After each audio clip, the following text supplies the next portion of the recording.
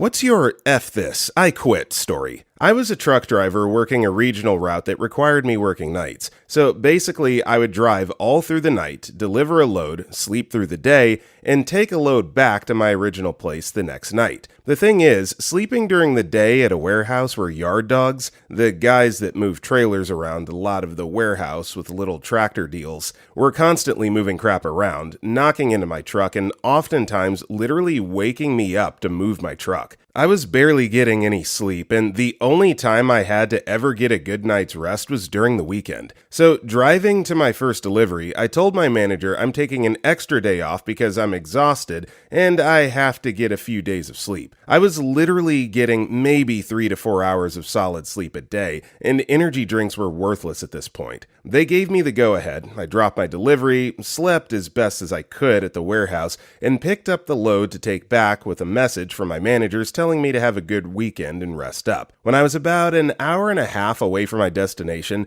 after driving all night for about 18 hours and reaching pure exhaustion, I got a message saying, "Never mind, we need you to work this weekend." Mind you, I know this stuff happens, and sometimes you have to pick up the slack of other employees at times. Things happen. I get it, and 99% of the time, I'm all for helping out other employees and my managers if they need it. But this was about the third time this happened. I haven't had a good night's sleep in 3 weeks at this point, and I kept trying to call my managers or anyone who would answer me, but it was the weekend and no one would respond to their messages or phone calls. I was literally being ignored, and I just snapped. Luckily, the demand for truckers is massive. I mean, I get texts nonstop asking if I'm in the market because a company needs drivers. I haven't even been in the industry for 2 years currently, and my phone still gets blown up with calls and texts asking if I want to drive again. So literally, all I did was call one of the numbers that would contact me constantly and immediately was hired after 5 minutes of talking on the phone. Sent in a message saying I quit and good luck. Funny enough, then they started responding to my messages and tried calling me. I know it was probably a jerk move to F them over, and I normally would never do that, but I just broke.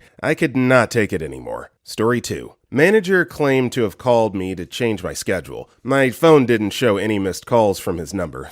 He was lying. And then same day, scheduled me to work a shift that afternoon without confirming that I was free or willing to pick up the extra shift. When I came into my next shift, he asked why I didn't come in for my scheduled shifts, showing me my work schedule that he'd printed out. I told him I hadn't been scheduled for that shift, showed him the screenshot of my original posted schedule from 2 days after it had been officially posted that I hadn't been scheduled for that day, and he said it was fine, smiled and nodded, and sent me back to my shift. Next week's schedule comes out, and I have no shifts. I ask what's up. He says that since I missed a shift and didn't call in to say I'd be missing, I had to lose 2 weeks of hours. I again asked why that would be happening if I had come in for my scheduled hours, reminding him we had talked about it. He had said it was fine. He pretended that he didn't remember that conversation. He was absolutely shocked when I quit before the 2 weeks were over. I got a voicemail 3 days later asking why I didn't show up to my scheduled shifts that week, and when I called him back asking what about, I got a new job and will not be back, was unclear. He claimed that he had never called me or left a voicemail, and I must have just been confused. Yeah, sure. Some guy with your voice took your phone, called my number, claimed to be you, and used my name in the voicemail, mentioning my new job and confusion over my new schedule. To benefit who? To accomplish what? That manager got let go a few weeks later. Found out he had been pulling the same crap with other employees. They erased his name from the front of the building and everything. And nothing says finality and bye-bye than getting your name removed from the front of the building. That's like the ultimate slap in the nuts on the way out the door. Story 3. I worked for a group home. We had a difficult group of residents, but the company thing's so much worse. Every resident was 14 to 22 years old. They had moderate mental development delays, 65 to 75 IQ range. They all had a psychiatric disorder, from severe ADHD to schizophrenia, and they had also all been convicted of a violent sexual crime. I worked third shift. My normal hours were 10:30 p.m. to 9 a.m., 4 days a week. About 6 months into working there, they did a massive layoff. They went down to bare minimum staff-to-student ratio each shift, with nobody extra to call in if needed. That meant if someone called out, a person on the previous shift was forced. It got to the point where I was being forced 3 out of 4 shifts per week, and not just a few hours. I was working 10:30 p.m. to around 4:30 p.m. the next day, and still having to come in for my following shift. I had an hour commute each way, so I'd get home at 5:30 p.m. from a 16-hour shift and have to leave the house again 4 hours later. Managed that for about a month. Then one morning I was told last minute I was being forced. Told them I was effing done and walked out. That month took a huge toll on my mental health. I swear, it took me like a year to recover. Yeah, so just props, OP, for sticking that out for a month. I don't know if I'd have lasted a couple of days or, hell, one shift working under those conditions. That's horrible. So glad you got out of there. Story 4. After taking a few days off work while my father was having a brain tumor removed, and still checking emails and attending conference calls from the hospital, my boss gave me a new project. On a Thursday afternoon, she gave me a Monday morning deadline for a project that would take 6 to 8 days to complete. I worked 16 hours a day to get it done. When we met on Monday, she asked how my weekend was. I worked all weekend. And then she asked if I got to visit my dad in the hospital. No, I didn't get a chance because I worked all weekend. A couple of weeks later, she pulled me into a meeting and said, "I feel like you were resentful because you had to work, and I feel like I was really good when your dad was sick. Maybe you're just tired. Are you tired?" She'd also make comments when I would leave the office on time. Not early, on time. It's great that you just get up and go when your day is over. Like, I have to go because I have a daughter, but you don't have any kids and you just leave at the end of the day. Yeah, female dog, I don't live here. I don't go home and sit in a dark room counting the hours till I get to come back here. I'm also not curing cancer. Nothing we do here matters to anyone outside of here. I give you 100% when I'm here, but when my day is done, it's effing done. I no longer work there. Story 5. I got a summer job while I was in high school at a place that made fiberglass tanks. I was told I'd be doing groundskeeping and yard work. Figured I'd scored an easy gig of bombing around on a ride-on mower and whatnot. Nope. The first day I show up in a t-shirt and jeans, I was told the yard equipment wasn't ready. So they had me cut raw fiberglass for 8 hours with an X-Acto knife and no PPE. Being a dumb crap kid, I didn't immediately quit and did this for 3 more days. At least after the first day, I brought my own gloves and a long sleeve shirt. However, on said fated day 3 was when they were doing tank coatings. So about 10 feet away from me are 2 dudes in full PPE. We're talking overalls, rubber gloves, glasses, face shields, and respirators. 10 feet away from me, in a poorly ventilated room, spraying the exterior of a tank with presumably fiberglass coating. I only made it a few hours before having to go to the bathroom to puke. Was told to quit being a coward and go back out on the floor, so I unfortunately had a moment of not being a stupid kid and said I quit and walked home. Both parents were mad when I told them I'd quit. Joke's on them, though, because a few years later, that company killed 2 dudes. A guy asphyxiated while working inside one of the tanks, and the person that tried to rescue him also ended up dying. Whole place got shut down permanently. Story 6. I was doing a manager's job without the title or pay. I was asked to train all our new seasonal staff without any additional pay. I was pulling 12-hour days without being paid for all 12 hours. Then I had my yearly evaluation. She gave me an average rating, and when I asked what I could improve so that I could get a pay raise next year,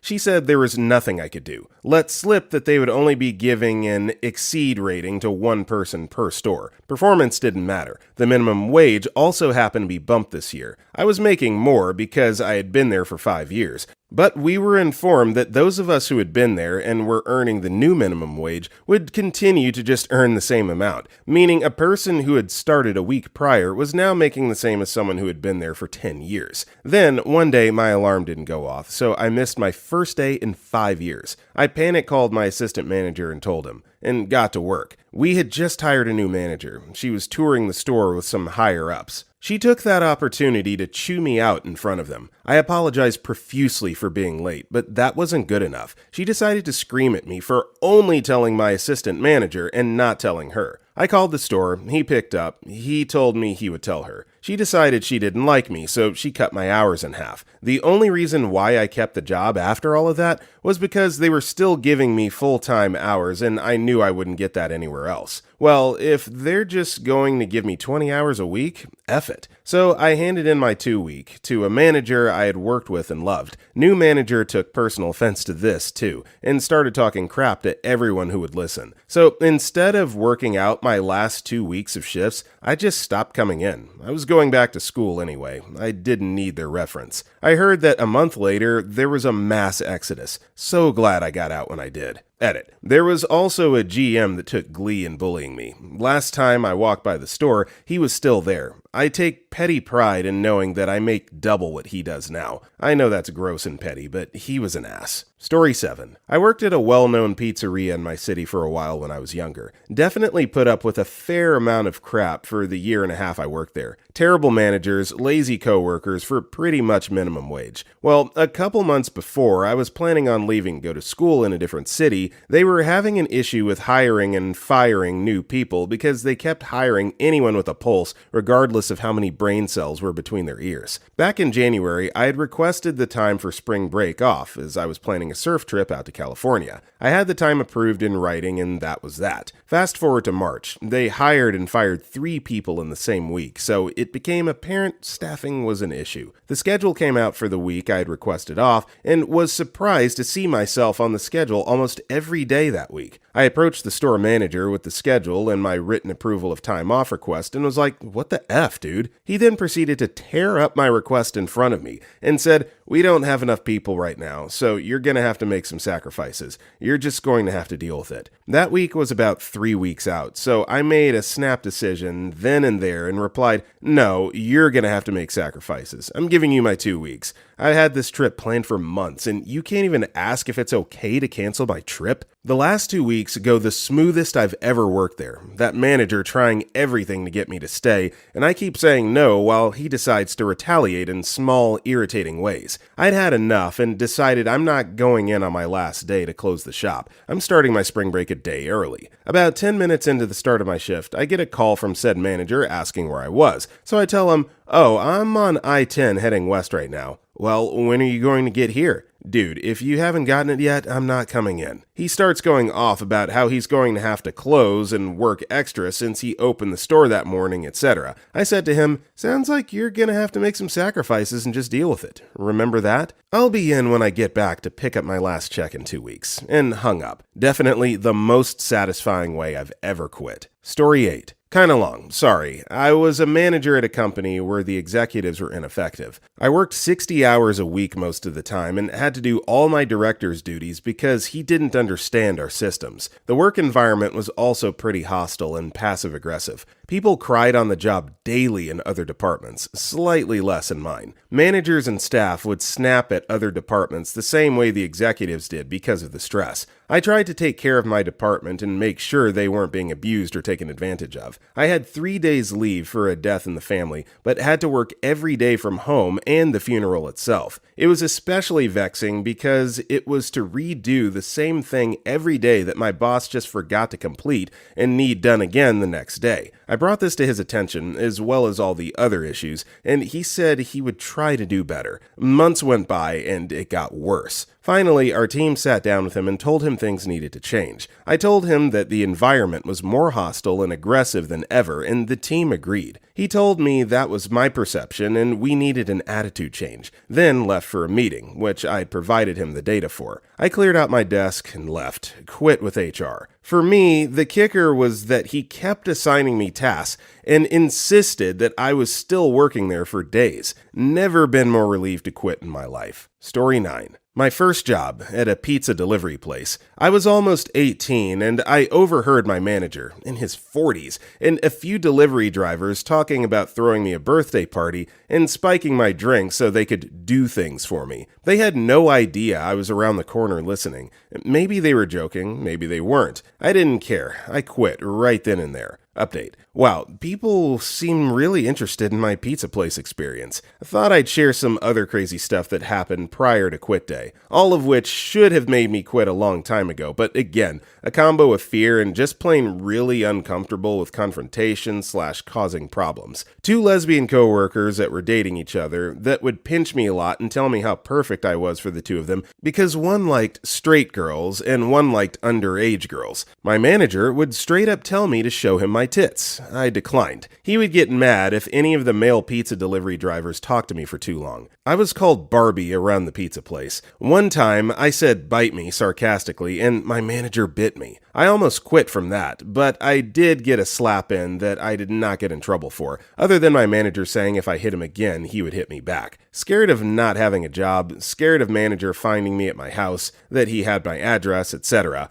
Still glad I finally quit when I did though, and didn't let things progress any further. Okay, I just want to shout out stuff like this, crappy working conditions where like sexual harassment is very much a real thing. The fact that like he bites her, she slaps him, and then he says, if you hit me again, I'm going to hit you. Like, screw you, man. Nobody should feel bullied or extorted like that, period, let alone at work. So, OP, you're doing a great job handling it, at least externally, and glad to hear that you got out of there. Story 10. My first job was working at an Amazon distribution warehouse. Granted, I had no idea what I was getting myself into, but I figured, hey, I need the money for bills. Starting off there was interesting to say the least. Hundreds of aisles on two sides of the warehouse with a single conveyor belt separating them all. All of us workers huddling up into groups for stretches every time a shift started. The buzzwords all along the cafeteria made it feel like I was in a cult. Our demographic makeup was a mix of young lady and elderly men and women from all walks of life. As time went on, I was overworked, and I quickly realized the managers didn't give much care towards us. They only loved to show the new expansions of the building with more racks and conveyor belts.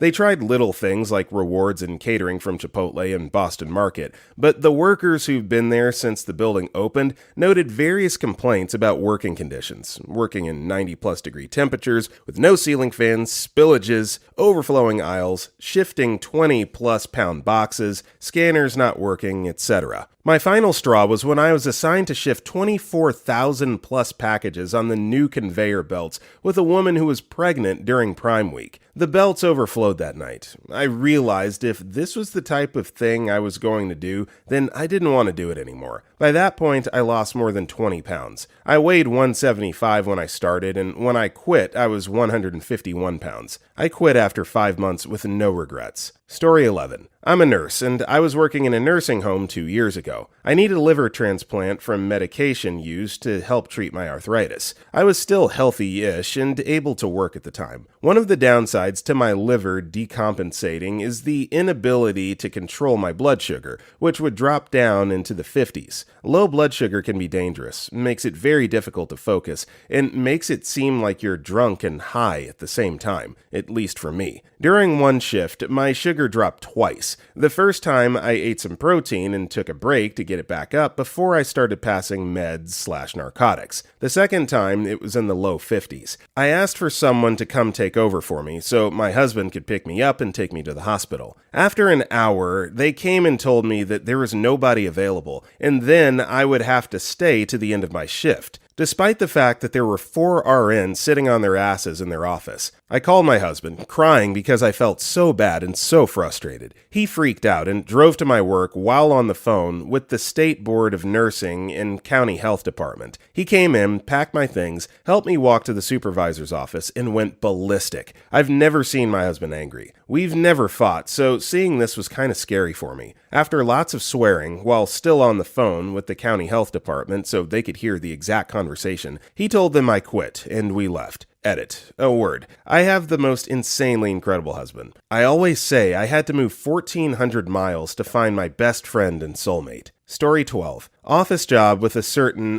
family company. 1 year's FTC came to an end, and just before it ended, we had some financial advisors come in. Nothing to worry about. Lies, etc. UKHQ is where I was working. They decided to move the procurement team, my team, to Italy, who also had a procurement team. I was called into a meeting room with my boss in HR and was told there's some downsizing going on, but we'd like you to stay with us. Okay, cool. Catch is that the role will be based in Milan with the Italy team. And because I'd be on contract again, they can't offer me a moving package or a full-time contract either, so I'd have to move myself. I just said, so you want me to take another fixed-term contract with no guaranteed full-time contract at the end because, let's face it, that's how FTCs work, and the fact that I'm not getting a full-time offer after a year is proof, and you want me to move myself to Italy with no help from yourselves, using my own money for flights and anything I want to ship over, which, by the way, is a country that has pretty darn high unemployment levels for someone in their mid-20s like me.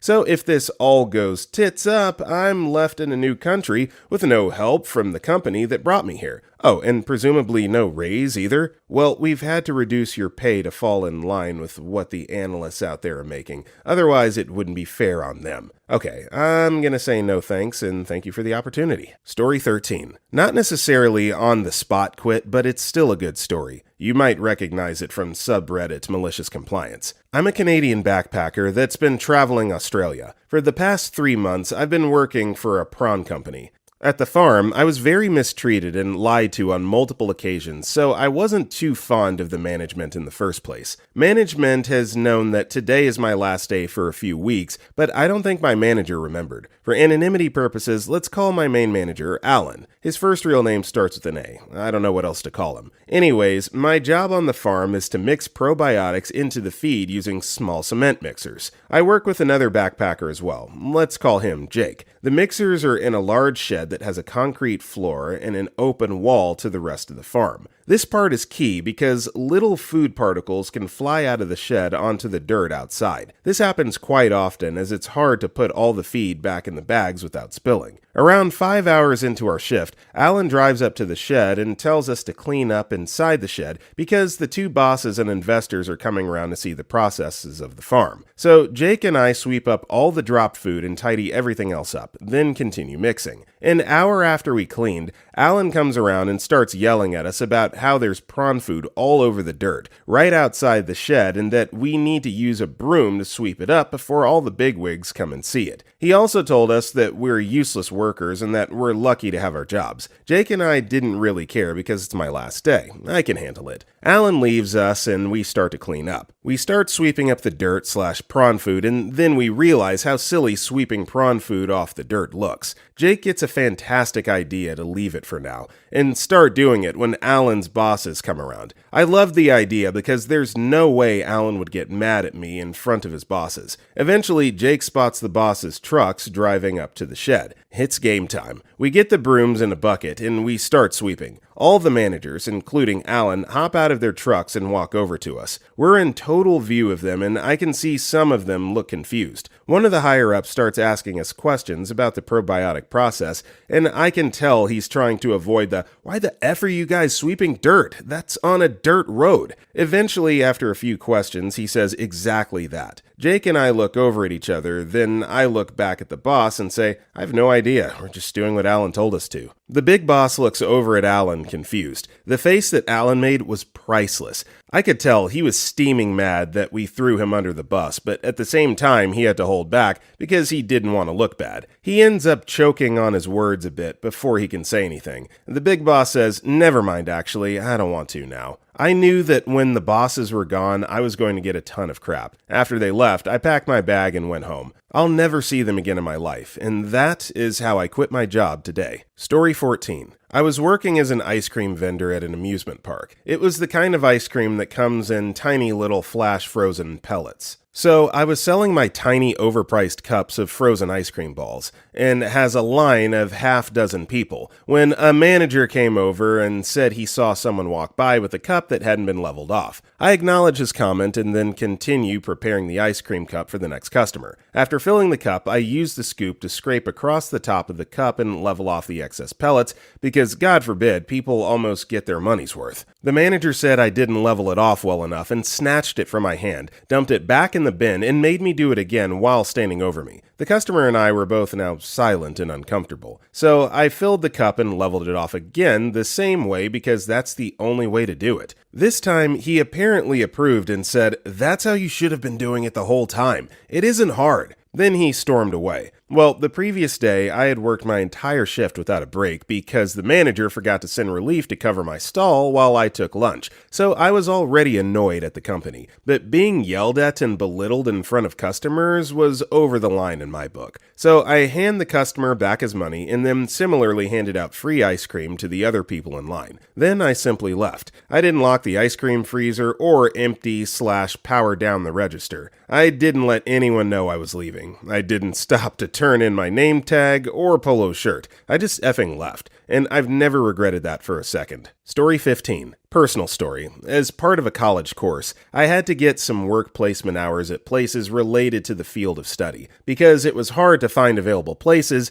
they allowed charity shops. We were allowed a maximum of 16 hours a week, and we needed 500 hours to pass the course. When I started, I was averaging 10 to 12 hours, but a month in, I needed a minor procedure on my foot, which meant I had to miss a couple days, after which I would have been fine to return to my normal hours. When I came back, I was scheduled for an hour and a half. They told me they didn't want to push me too far. I thanked them and let them know that I was fine to return to my normal amount of hours and showed them the information pack that said as such. Next week, the same thing happened. An hour and a half for the whole week. There were others from my course volunteering there who were still getting 10 to 16 hours a week. The third week, I asked for my hours to be increased, only to be told that it wouldn't be fair on the others. I stayed for 5 weeks after my hours were cut before I said F it. If I stayed, I wouldn't have met the course requirement. It wasn't the only reason I left, but it was the final straw. The general manager was a bit of a female dog, but the assistant manager was cool. Story 16. I worked at a casino doing security. I had just gotten out of the military, where I had previously been qualified in a bunch of things that revolves around security in response to active shooters, etc. One night during a busy evening, the panic/hold-up alarm went off, and the station that sounded could not be reached. It was treated as a legitimate situation. I cleared out my section of the casino and moved to clear our other section/help old people get away. After that, I started clearing staff out as well. It seemed to take the security staff, including the director, a ridiculous amount of time to investigate and/or clear the situation. It turned out to be nothing. Someone bumped a panic button and went on break or something. I was pulled into the office where I was berated by the security staff supervisors for clearing out the building and sending everyone outside. When asked why I did it, I said current FBI guidelines are run, hide, fight. So the first priority is removing everyone from the area that's under threat. The second would be hiding said people, but I was able to remove them so I didn't have to. My director told me that was incorrect. I was responsible for everyone leaving and was going to be reprimanded. Told I had no experience with said situations and should be sent to training again. I asked her to clarify the FBI guidelines, which she couldn't do. When challenged and asked if I ever had active shooter training, I stood up, said I've been trained in responding to the active shooter as an armed law enforcement officer, and that her lack of understanding of simple guidelines was terrifying to me. I told her I quit. I won't be giving my 2 weeks notice. This is the last time I'll be in this building. She laughed and said, well then we won't be able to recommend you as a reference. To which I laughed and said, I won't be telling anyone I ever worked here. It won't help my chances. So that was a comment that I was going to make earlier, but I'm glad that this last sentence here kind of cleared that up. People that just impulsively quit in the heat of the moment and just walk out without giving notice, you just have to be careful and also understanding of the fact that that job basically doesn't exist on your work history if you do something like that. So if you're quitting a job that you've held for 6 years and you just walk out the door, just be prepared for there to be a 6-year lapse in your employment record. So, just think about what you're doing before you act and, resign if you can cordially and respectfully. But I totally get the anger here. Story 17. Man, I have a hell of a story. I worked for Publix in the deli. Started at 21, worked my ass off. Worked 45 hours a week when they were shorthanded. I got full-time in 3 months. Worst mistake ever. The difference between a full-timer and a part-time is that they treat you like crap. Now, I had a great set of managers. 95% of the managers were amazing people. The job itself was hell. Once you became full-time, you work ridiculous, grueling 10 to 12-hour shifts. Sometimes you don't get a lunch until 9 hours in. I started having some health problems, mental illness related, and recently diagnosed with IBS with a couple food intolerances. I started slipping working 12 hours, sometimes no lunches, getting out at 12 a.m. and going back in at 8 a.m. to 6 p.m. They just threw ridiculous shifts at us. One day, they call me to the office and accuse me of a few ridiculous things and ask why my performance has been dwindling. Well, I broke and told them about my recent health issues and that I've been having ideations of self-unaliving recently, and told them I've been thinking of stepping down from working full-time or asking to leave deli to be cross-trained in an easier department. They immediately are like, if you step down, you lose your health insurance. They told me they can't guarantee me over 30 hours in order to keep my health insurance,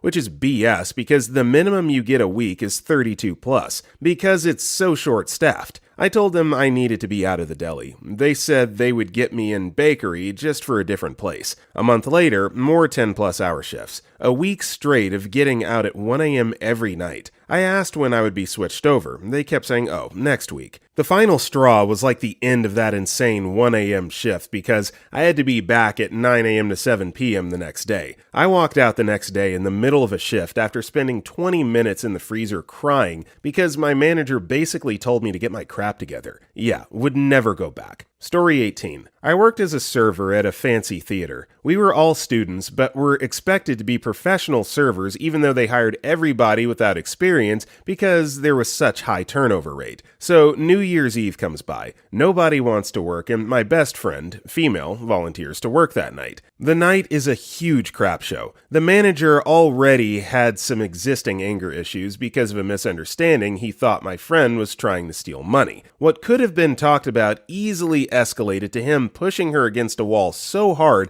that she dislocated her shoulder. She went to the hospital after because the police told her that she needed doctor's confirmation if she wanted to press charges. 1 week goes by. She decides she will not press charges, and the guy is still working there. She's getting no shifts, and when another server gets sick, she just takes the shift and shows up. The manager that pushed her and a higher manager also worked there, call her into the office and tell her that she's fired. I just took off my apron and walked out with her. After 1 month, about 3/4 of the staff also quit, and it really effed them over. So I'm going to continue to stop the video and call out these domestic and sexually abusive situations in work conditions. Like, people need to know about this, and the people responsible absolutely need to be held accountable. They need to be the ones losing their jobs. This is not okay. Story 19. Worked at the Source, Canada, and had a weird situation. We had a PlayStation 1 in the back that never hit the shelves many years before and kind of just sat there. After almost a year of working there, we got to talking about this PlayStation to find it didn't show a normal price in the system. A month goes by and we're still discussing it when a fellow employee's PlayStation died. Another employee sold him the one from behind at the price listed in the system. 6 months later, get a list from corporate to return items, and sure enough, somehow this many years old item is on the list. The Source came in and cleared house of anyone thought to have interacted with this transaction. I was the only employee remaining. They had me run a store solo for a week, impossible, before bringing a manager from a neighboring town. The manager walks in and starts running his mouth about everyone and everything, literally having me do every single task by myself while he yelled. By lunch break, I had enough. Walked out back, grabbed my things, sandwich in hand, and I walked out telling him to have a great day and went back to my previous tech job. Worth it. Story 20. I had a real POS person for a boss once. My role was pretty senior in the company. I was brought in to fix the company in a bit of a mess. Some of the partners had bailed and the owner was making a go on his own. I was responsible for all the revenue and expenses. After a month on the job and asking since day one, I had yet to see the books or meet the accountant. I started to get a bit worried about how the accountants were handled and even a bit concerned about if there was potential criminal activity, as it was a venue, so there was a lot of cash moving through the place. He was also a misogynist, and when I wanted to promote one of the long-time, really solid female employees to a bar manager level position, sorely needed and not that much of a salary change, he immediately argued that women couldn't be managers. About 2 months in, still no books. After promises, we come to a dark period where we don't have any activity in the building for a few weeks, typically normal. I mention I'm going to work from home for a week to get some operational manuals together, and he insists that all work needs to be done from the office. which was not in our agreement, and in fact, I had mentioned how important flexible work was when I was interviewed, and I had been basing my hours on taking some time off during the quiet period. During that conversation, I quit, citing the books and an inability to do my job as assigned. He begged me to stay and said he would sort out the finances for me. Now, as I mentioned, we're coming up to a period of a couple of weeks where there's no activity. So I'm in the office working on the operations manuals, and I start getting calls from suppliers that their bills aren't paid. So I compile a list of outstanding invoices and send them to my boss. He tells me not to worry about it, and he'll be back in a month to send off the checks. A month. I wrote a resignation and left it on my desk with a key, sent him an email with the letter, and walked out the door. 3 weeks later, I got a phone call from him asking what happened and where I've been.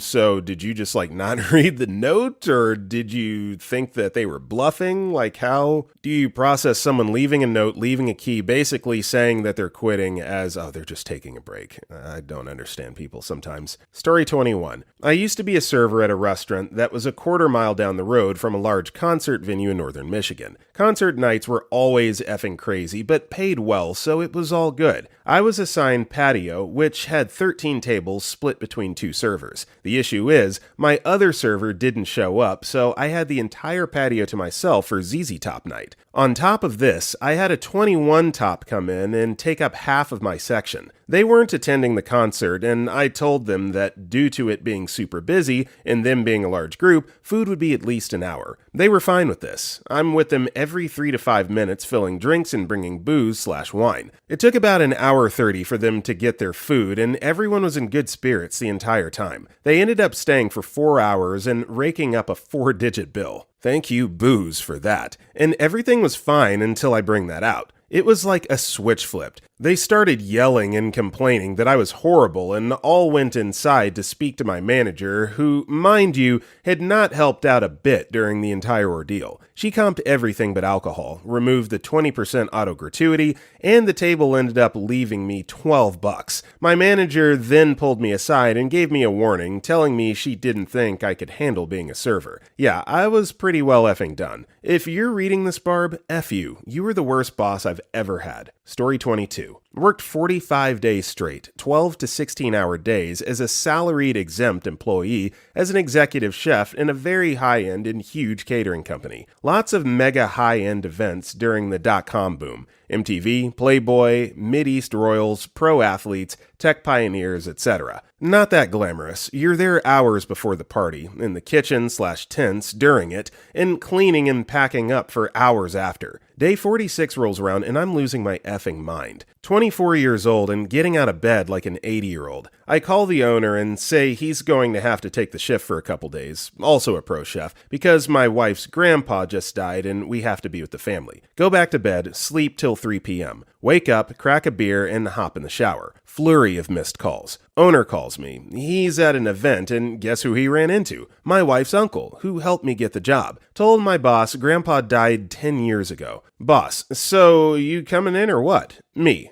F it, I quit. Boss and I reunited a few years later. We laughed our asses off of it. I apologized for lying. He apologized for working me like a dog. All good. So even though this is a crappy situation, it is nice to read of a circumstance where, time healing wounds, right? A few years have passed. You've let it go, you laugh about it now. There's no sense holding grudges. Story 23. Started clerking at a law firm after I graduated law school. The guy who hired me was a partner, let's call him Greg, and he definitely didn't actually like me. But they needed me, and I didn't work with him directly, so it was sort of a non-issue. Everyone I worked with absolutely loved me. I was always called on to do extra tasks, which sucked in a way, but it was because they loved the work I did and knew I would always get crap done. Greg would give me small assignments here and there, never follow up on them, and then get annoyed when I would ask him about them. Like, hello, your client needs this crap done. But whatever, not my problem, I guess. There was always just this silent hostility, so I tried to avoid him as much as I could because,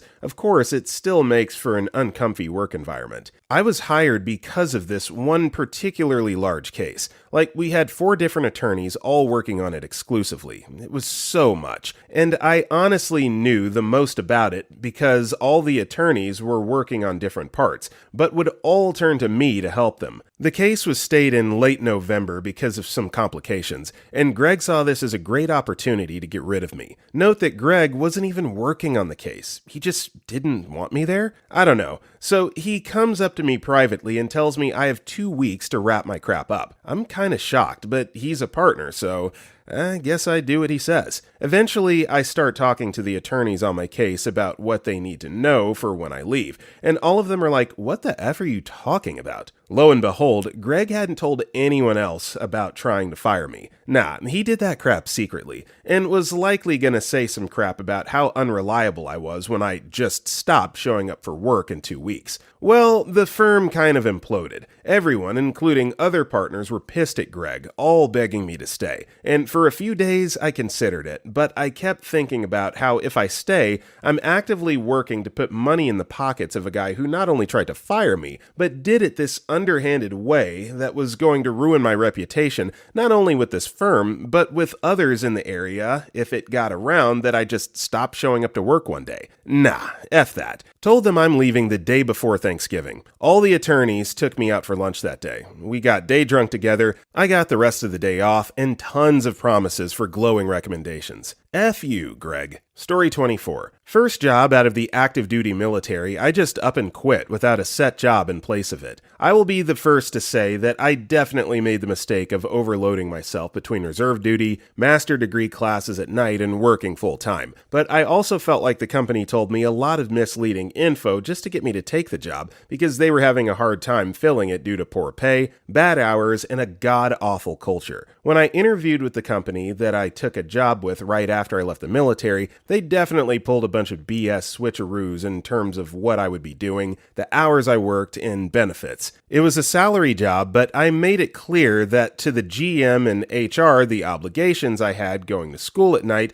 and doing my reserve duty. A large part of taking the job was that they said they would pay for my new school. Now, I did not get this in writing, much to my chagrin. Life lesson right there, I will not make another mistake of. Because I was so happy to just have a job that would support reserve duty and going to school for my master's as well as help pay for it. So fast forward to the actual job. I was regularly working 12 to 14 hour days when I was not going to class Tuesday and Thursday nights from 6:25 to 10 p.m. I would leave early, and by early I mean I would get to work no later than 5:30 a.m., and then work until 4:30 p.m. when I would rush to get to class through extreme traffic because it was that bad at rush hour. When I did that, I would get complaints that I was not being a team player. The other days, I would usually work until 6:30 p.m. to 7:30 p.m. and get home close to 8 to 8:30 p.m. Weekends were usually just me recovering from the long days, catching up on schoolwork and studying, or doing my obligated reserve duty. I was told I would start having to work weekends as well. I remember the first time I had to drill on a Friday. I was given the worst amount of attitude about how much of my slack would need to be picked up because I wouldn't be there. There was another guy who was a reservist who was in the same type of position I was. He got fired not that many weeks after I started. Now, the leadership didn't say it, but I strongly suspect it was because of his reserve duty. The company wouldn't outright say they fired him because it's illegal to do so for that, but I strongly got the feeling. This sent me a strong message about the type of people I was dealing with. The reason the F this, I quit thing happened was because when I finally got a clear answer on my master's degree being paid for, after several months of asking, I learned from HR that it was a paltry sum. This was the straw that broke the camel's back for me. On top of the long hours, the culture of the place was so toxic with people at everyone's throats. The frontline workers calling out to just F things up, and senior management having zero clue how to hire and retain people. Hint, the company was run like a post-private equity buyout, for those of you who know what that means. After just several months, I was extremely exhausted, and was receiving harassment from the GM that I needed to be a team player. Basically, he was strongly hinting that I should quit school. Pushed me to say, F this, I quit. I actually didn't say that, but I quit by putting in my 2 weeks notice out of the blue, and they just sent me home. I also learned that thanks to my school hours and disability rating, I could apply to the VA VRE program and have my school paid for and get additional money to live off of while I went to school. When I did put in my notice, the GM gave me a long speech about how I would never find a job making what I was making for less hours and better benefits, how the company would be just fine without me, and how much of a mistake I was making. He got let go by his bosses a few months after I quit. When I was there, all he ever did was tell me story after story about how much loyalty was rewarded and how the place we were at was going to be his legacy and he would die in the job, etc., etc. I guess that didn't happen for him. I guess the biggest thing I learned and that everyone should realize is that the interview process is just for a company to decide that you will get a chance to work for them, but it's a two-way street. Just because you accept a contract doesn't mean you're an indentured servant and stuck for life. Within the first 3 months, either the company or you will figure out that you're going to stick around. This is especially true for the younger generation.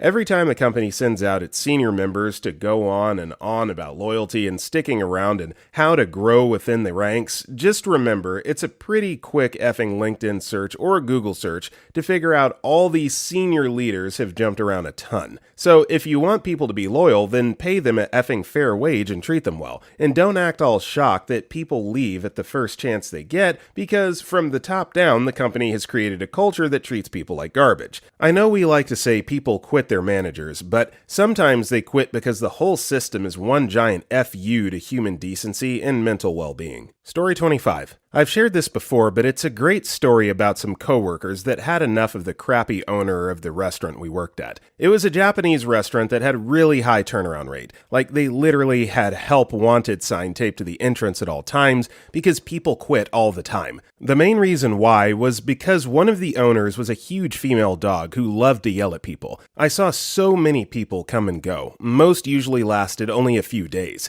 There was a sushi chef there that had been there for a while, longer than I had been there. He was pretty cool and we got along great when we worked together. His girlfriend also worked there as a cashier, and a lot of times they were scheduled together. One Saturday that I was supposed to be off, I get a call from Carol, the female dog boss, asking me if I could come in. Apparently Max and his girlfriend had both just straight up quit and walked out of the restaurant. The place was pretty small, so usually it was just the cooks in the back, the sushi chef and the cashier/delivery driver. So when they left, they basically left the place empty aside from the cooks, who did not speak English that well. I decided to take the shift for the extra money, and when I got there, Carol was already there behind the sushi prep area making orders. She usually didn't come in at all on weekends, but would still watch the security cameras occasionally from her laptop at home, and if she saw you standing around doing nothing, she would call and yell at you. It turns out that was exactly what she did to Max and his girlfriend. She kept calling them a bunch of times and yelling at them about petty crap, and they finally had enough. Carol showed me the security footage of Max yelling at her over the phone, hanging up, then taking off his apron, and both him and his girlfriend flipping off the security camera and walking out. She was showing me because she couldn't believe how disrespectful they were and how they could just leave the restaurant like that when there were customers in it. Even though she was trying to play the victim, I knew damn well what she was like, and she just pushed them too far. Hell, I would have loved to do the same thing various times, but I desperately needed the job at the time. Last I heard of them was that they both got jobs at the sushi place that was competing with the restaurant they walked out on. Story 26. Ooh, I have a really good one. In 2018, I went to work for an ESL teaching company in China. The pay was crap, but I got a TEFL certificate out of it. I had planned on completing the contract year and hopping to another country. The hours were brutal, classes were poorly managed, and we had few adequate supplies, but I had no other job opportunities in the US. To say it was stressful was an understatement, but I got through it. I took on 2 other under-the-table tutoring gigs for food money. After 8 months of working like this in a polluted city, I got walking pneumonia, but I didn't realize that's what it was, because I didn't have access to an adequate hospital, and all my coworkers, also sick, just wound up on an IV drip for a day and were released to go back to work. I started refusing social outings and sleeping every chance I could in hopes that I would recover. I didn't. I woke up on a Saturday morning in January 2019 with a 102-degree fever and feeling like I got hit by a truck. I told my boss I wasn't coming in, and she was livid and insisted I go to the hospital to get a doctor's note for proof. So I got up, walked to the closest clinic, waited 6 hours to see someone, and got cough syrup, Bufferin, and a 3-day leave of absence for my efforts. Spent the rest of Saturday, Sunday, and Monday in bed. On Tuesday, I returned to work to discover that my boss suspected me of having another day job, and she was also angry that I called off work, quote, at such a vital time. It was always a vital time at our center for her, because we were understaffed and she was disorganized. I dropped my tutoring clients. On Wednesday, my health began deteriorating rapidly. By the end of the day, I could barely speak, and I was coughing so hard I was gasping for air. I woke up at 3 a.m., painkillers and fever reducers no longer working, throat so rough I could hardly speak, and wheezing. I called my PCP based in the US. They told me that my health was deteriorating so fast that I had an estimated 24 hours to decide whether I was going to risk my life by staying and checking into a clinic, which were poorly funded, understaffed, and either gave too much or too little care, or coming back to the States. I whipped out my credit card, gathered what little remaining savings I had, and got the first flight out of the country. I packed my bag and tossed whatever didn't fit into 2 suitcases. It was a lot of stuff. I didn't care. I left my portion of rent and utilities with a housemate and let my landlord know what was up. Both were completely understanding. On the plane, my eyes started producing some nasty green discharge, so that was cool. I called my boss after clearing customs, telling her I wasn't going to be returning to work. Addendum. I checked in with my previous coworkers a couple weeks ago to check on them during the COVID outbreak. They told me that they were all fine and that my boss had been fired a couple months ago. I've been working odd jobs in the States since then, and I'm not really sure what I'm going to do, but at least I'm not sick. So last winter sucked, and Miss Rona had better stay the F away from me. Story 27. I was a store manager for a retail chain. I had a district manager that was a complete douchebag. He used conference calls as a platform for public humiliation and belittling. I had already told him 3 weeks prior that I wanted to step down and he needed to find another manager. Well, after a particularly bad day with customers and doing merchandising in between helping customers and picking up the slack of the employees he wouldn't let me terminate, in walks Captain Douchebag, starts berating me and the store's appearance, never mind the fact I'd been running record sales for the last 6 months straight, and asked me if he needed to get someone competent to run the store. I yelled at him, "I effing told you to get someone else 3 weeks ago, jackass!" Well, he stormed out and left. I went home that night not thinking too much more about it and went to bed. While I was asleep, I had a dream that I walked into the office where he was sitting, put a gun to the back of his head, and splattered his brains all over the computer. It felt so real. I woke up in a cold sweat, wondering how I was going to get away from the police. A few minutes later, I realized it was a dream and went back to sleep. I discussed it with my wife, and we both agreed I needed to quit. I went in the next day. I had scheduled myself to close. At the end of my shift, I left my keys and discount card on the desk and got another manager to lock the door behind me. Didn't call, didn't text, leave a note or anything. F that place. Yeah, if you're having dreams about literally murdering your boss, I think it's probably time to move out of that situation. Story 28. At my last web development job, I was working under probably one of the most disgusting excuses for a human being I've ever had the misfortune of sharing an industry with. We were working on a very important, complex project along with a junior developer who joined us earlier in the year. This manager was the senior developer, so he was mentoring this junior, quotes explained later, and was in charge of the general progression of the project. During the course of a project, he was making life hell. Rejecting code without so much as a glance at the changes, being a complete control freak, denying anyone any autonomy in their work, not sharing any of the planning with me or the junior on the team, so we never had any idea how much work was left to do, and trying to get me fired by removing my access to production servers and deliberately adding breaking changes during demos with the client. He decided at short notice in the last 2 weeks of December that year, short notice as in texted the boss at 2 a.m., that he was going on holiday and wouldn't be back until the new year. The boss comes in and tells me what's happening. I take over management of the project and start planning everything out on a whiteboard with the junior. The boss sends me and the junior a spec for the project, which the senior never shared with either of us. We realize how deep we're in the crap and we get cracking. Bust our asses to get feature after feature in place and working over the course of 2 weeks. More work got done in those 2 weeks than in the entire 9 months the project had been going. Come 2nd of January, we're all in the office, and Senior rocks up, late as usual, sits down and sees there's a metric F ton of work that's been done while he's gone. First thing he does? Goes back through the history, finds the last change he recognizes, and resets the entire code base back to that point. 2 solid weeks of ass busting, gone. I went to the bathroom for a rage dump, started updating my resume on my phone, and replying to the mountain of emails from recruiters desperate to poach me. Context. Typically, each dev has their own copy of the project on their machine. They make changes, test, then open a pull request that allows their changes to be merged into the main code everyone else works off of. Story 29. Grew up in down east Maine. I was in high school working for a real hard-ass. He had dug a giant hole out in his field for a pond. Because he failed to make the bank steep enough, he kept getting cattails. Every morning, he would go out to feed the ducks. Well, after a couple years, the cattails got so thick he couldn't see the ducks. So it was one of the many crap jobs I had been assigned, to manage the cattails to an acceptable level. So one hot summer day, I had these long pants on and sneakers and was mowing the lawn and weed whacking. After a recent couple days of rain, the level in the pond was really high.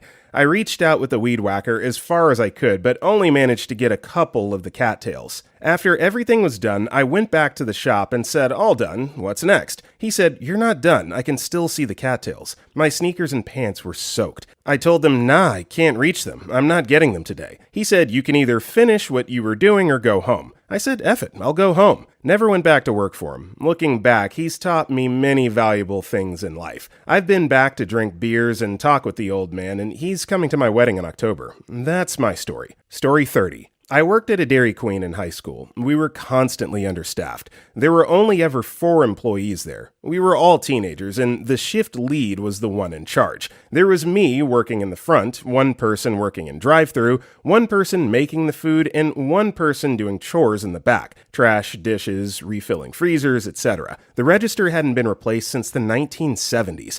All around, not an ideal work environment, but I was 16 and this was my first job, and I just needed to save up for college. I was new. I worked at this job for maybe a month. A lady wanted a New York cheesecake Royal Blizzard. It had strawberry filling. We were out. More came in the next day. I informed her that we could put something else in if she'd like. She said no problem. She'd like some peanut butter sauce. I brought out the Blizzard. She thanked me. 5 minutes later, the shift lead called me back by the grill and she's on the phone. The owner called. The lady, who's still in the lobby, somehow had the owner's number and called him and told him that I got her order wrong and that she's allergic to peanuts and I could have effing killed her. I explained the situation to the shift lead as quickly as I could because there was an angry line forming up front and the other 2 employees were mad that there was no one up there. She asked for the peanut butter since we were out of strawberries. I went up front and took a bunch of orders from more angry people that waited 60 seconds longer than they'd have liked to, and my shift lead kept getting calls again from the owner to get clarity on the situation. I think I broke my record for getting yelled at that night, both by my coworkers and customers. I finished my shift and cried in my car. I decided that night to look for a new job, and I did. Now look, by no means am I an expert on the subject, but this to me sounds a little bit like fraud. Like, how do you go in, specifically request a peanut butter pie or blizzard cake, whatever it was,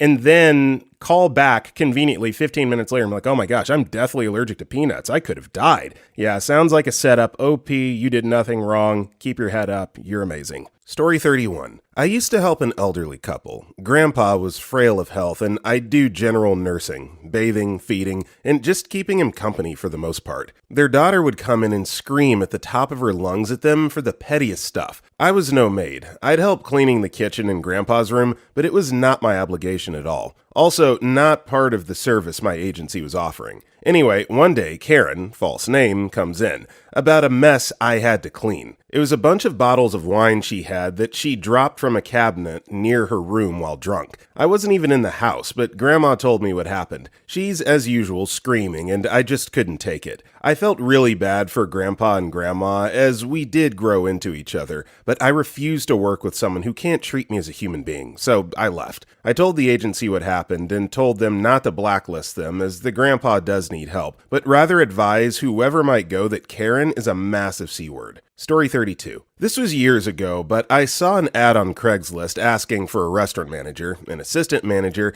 and I had spent the last 5 years or so living out of state, managing an Italian restaurant, so at the very least I had experience. The first problem I ran into is that it didn't tell you what kind of restaurant it was. It didn't really tell you where it was. It gave an overall larger commercial area that spans 2 towns.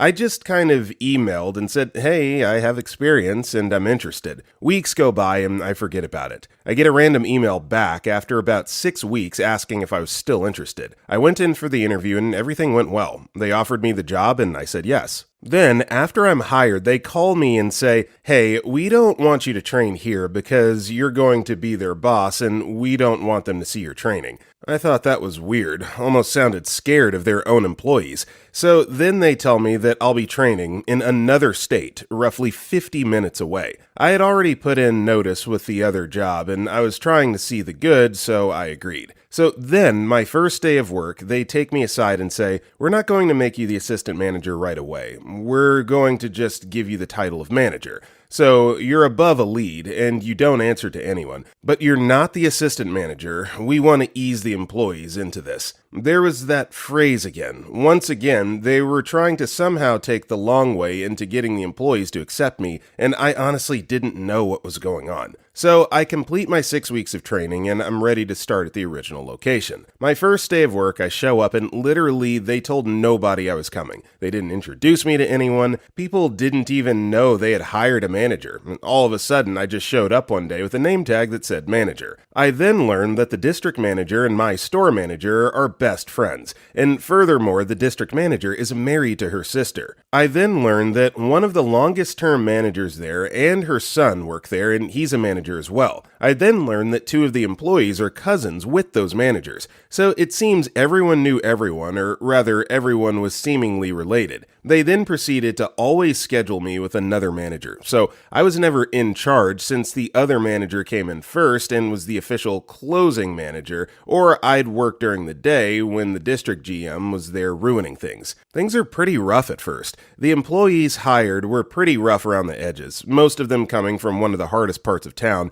and their attitudes kind of reflected that. They were loud, they questioned authority, and one of them talked of punching a manager, and there was constant gossip. I kind of was drowning in misery most of the time, feeling like the odd guy out, and that everyone thought of me as a joke, and worst of all, I couldn't do anything about it. I had zero authority. The only bright spot was I was still making more than everyone else there, outside of my direct boss. So they were paying me really good money to essentially be a standing moron. As time went on, I started spending my workdays talking to this girl that worked there. I didn't really think much of it. We talked almost every day for a good 2 months before we agreed to hang out on Halloween. I remember sitting in her garage, pretty effed up on God knows how many beers. She lived with her parents, and her dad just kept feeding me beers, and since I thought he was pretty cool, we liked the same music, etc., I happily was drinking with them. All of a sudden, before I know it, everyone is gone, and it's just us 2. She confesses that she likes me, and I'm kind of blown away by it. So, long story less long, we start dating, and at first, nobody is none the wiser, even though she wasn't a manager. We started taking the same days off, and I think people finally figured it out. Rumors started to fly, and it made them upset that we stayed quiet about it. About 6 months go by, and I'm pulled into the office by my manager.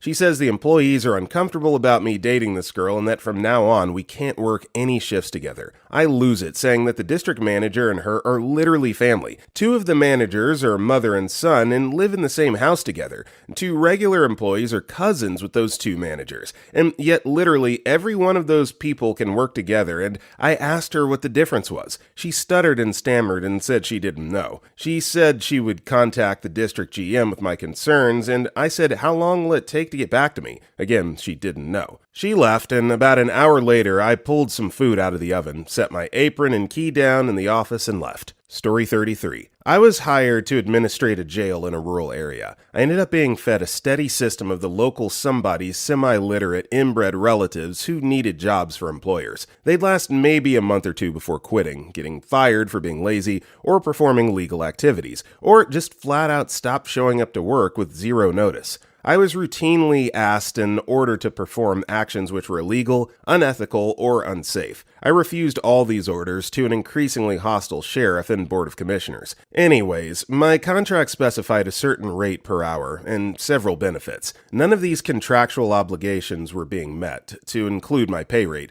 which routinely fluctuated wildly. After 3 years of that horse crap, the county commissioners began demanding that I go to a 6-month course of training only 2 weeks after my kid had been born, and I had been graciously granted a mere 3 days unpaid leave. I refused. They owed me over $6,000 in back pay and had not been honoring any of the benefits stipulated in the contract, like paid leave. Even my medical insurance had been declined when I tried to use it. They were somehow bewildered when I responded to their demands with a resignation letter and a notice of impending legal action to retrieve the wages which were being illegally withheld. I went on to become a patrol officer in a larger, more competently ran area's police department, while they closed their jail and disbanded their police force under a barrage of lawsuits. That was a few years ago. Last I heard from a buddy who still lives there, the very same local politicians were busy telling people that COVID-19 is less dangerous than the flu, and to disregard the quote, media panic over nothing. Let's see how well that works out for them. Story 34. I worked on an oyster farm in southern Maryland. I had 2 managers, a dock manager and a farm manager. The latter was a middle-aged man with kids. He was very kind and sympathetic to my position. The former was a woman about my age who was very aggressive and rude and clearly power-tripping in her managerial capacity. I had just graduated from Johns Hopkins and was living with my then-girlfriend, who still had a year to go in school. The relationship was souring on account of the psychological distress I was experiencing from life being put practically on hold. I had been rejected from graduate programs the previous spring, and since I was 15, I had wanted to go into academia in my subject. In the span of 1 day at the farm, I was electrocuted by the mechanical tumbler on the dock, stabbed in the wrist by a rusty hunk of metal from one of the oyster cages, almost pulled under water when the boom arm on the boat snapped and the rope supporting the cage wrapped around my hand, and nearly crushed by a 700-pound crate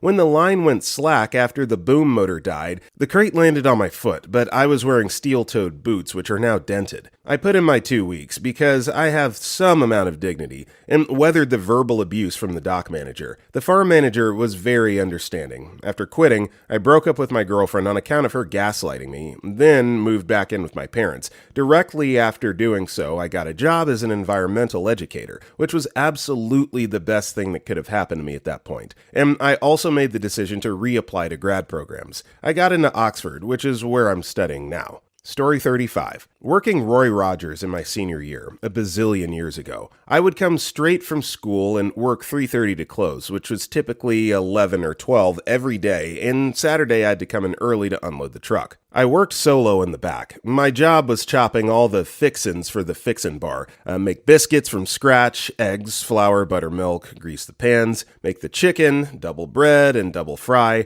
clean all the dishes, and keep the front of the house clean. It was insane, but it kept me from having to deal with the customers, the worst part of any fast food job. The day manager I never got along with. We'll call her Monica because F her, that was her name. So Monica wanted to be the buddy boss and not run things, so she would let 3/4 of the day crew go home by noon. I get there at 3:30 and we're out of everything, every day. Even if the back person left me stuff pre-made but in the fridge, it was all 3+ hours old and had to get dumped. So after about 2 weeks of this BS, I finally had enough and went to my manager, the head manager. He looks and sees we have no chicken, no biscuits, full sinks of dirty dishes, and I'm elbow deep in flour doing biscuits and chicken at the same time. I told him Monica told me to throw out all the stuff in the fridge because it's too old. To be fair, it wasn't sitting out in the heat. It's all been cling wrapped in the walk-in. He said, F her, if she didn't let everyone go home, we wouldn't be out of everything 20 minutes before the dinner rush starts.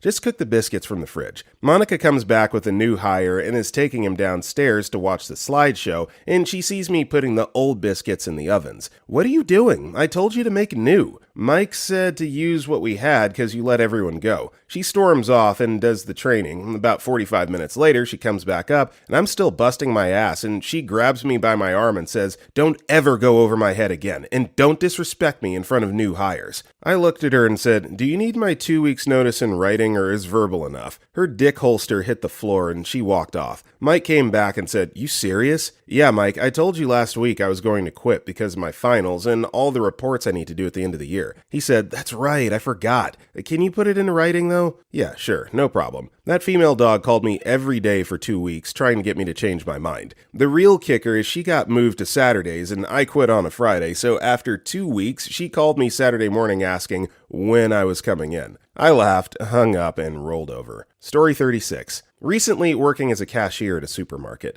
Honestly, people can be bad, but Corona has just brought out the worst in everyone. People getting way too close, people getting mad and yelling at me because they're not allowed to buy 40 rolls of toilet paper, or because we've run out of a certain product. The amount of abuse I've received multiplied by 10 after the outbreak. What the F am I supposed to do? I can't change company policy for you. I can't magic more toilet paper and noodles into existence. I'm a 20-something working for not a lot of money. I have no power. It got to a point that one woman was literally screaming at me to let her buy 15 packets of pasta, max 2 per item, calling me a effing idiot and saying that I'm just a low-level cashier, so I don't get to decide the rules. I ended up standing up and yelling back, "You're right, you effing female dog. I don't get to decide the rules, so stop yelling at me to change them." Manager came over and told me off while sucking the old woman's chicken and apologizing for my behavior. So I said F this and quit on the spot. Story 37. Worked as a delivery driver at a sandwich chain that had a super crappy 18-year-old manager. We had 2 older managers, but they promoted this kid that had just graduated from high school who had a huge power trip over people older than him. I was early 20s. The first problem was that he changed the time my shift started that day,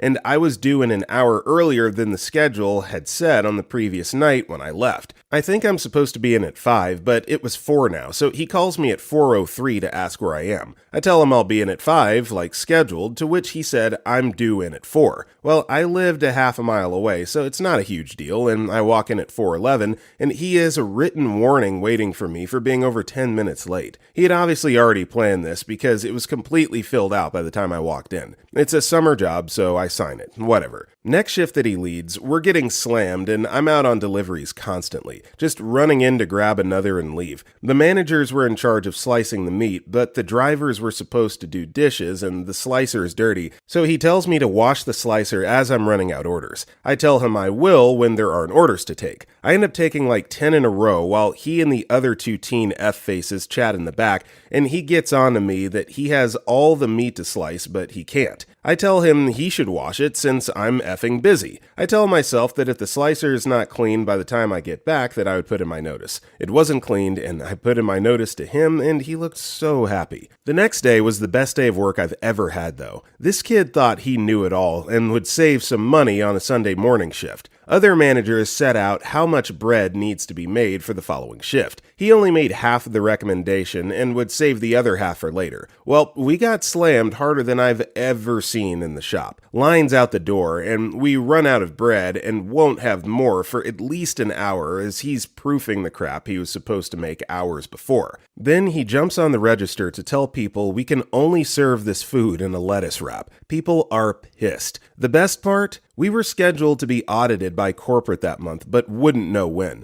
The minute we were out of bread, corporate walks in and freaks the F out, calling other stores for bread, yelling at him for disobeying the GM. Glorious, glorious. He was fired, and I still left in 2 weeks because they were going to promote another teen F-face. So, no offense to 18-year-olds out there, teenagers in general. You're delightful young adults, but you are not ready to be a manager at a place like this. You're just not. You got to live a little bit more, get a little bit more experience. I'm sure this young man will mature, and 10 years from now, he will be an incredible manager. I just know it. Story 38. Female penetration tester working with immature boys that harassed me so much I quit, sued, and won. I'm a female penetration tester, a white hat hacker as we're called, on an all-male team. I'm pretty fit and attractive too, so you can draw a number of conclusions already. As a woman in the technology field, I've often found myself the only woman, or among a handful at best. The penetration puns were expected, and the guys never got how effing immature it was. Anyway, I knew it came with the territory. The harassment wasn't usually threatening, just stupid and childish, so I brushed it off usually. I'm damn good at my job, so that was always helpful. The social engineering part was always a breeze to me, so I was always on the team for that phase of our engagements. You know, gaining access where I shouldn't have been allowed,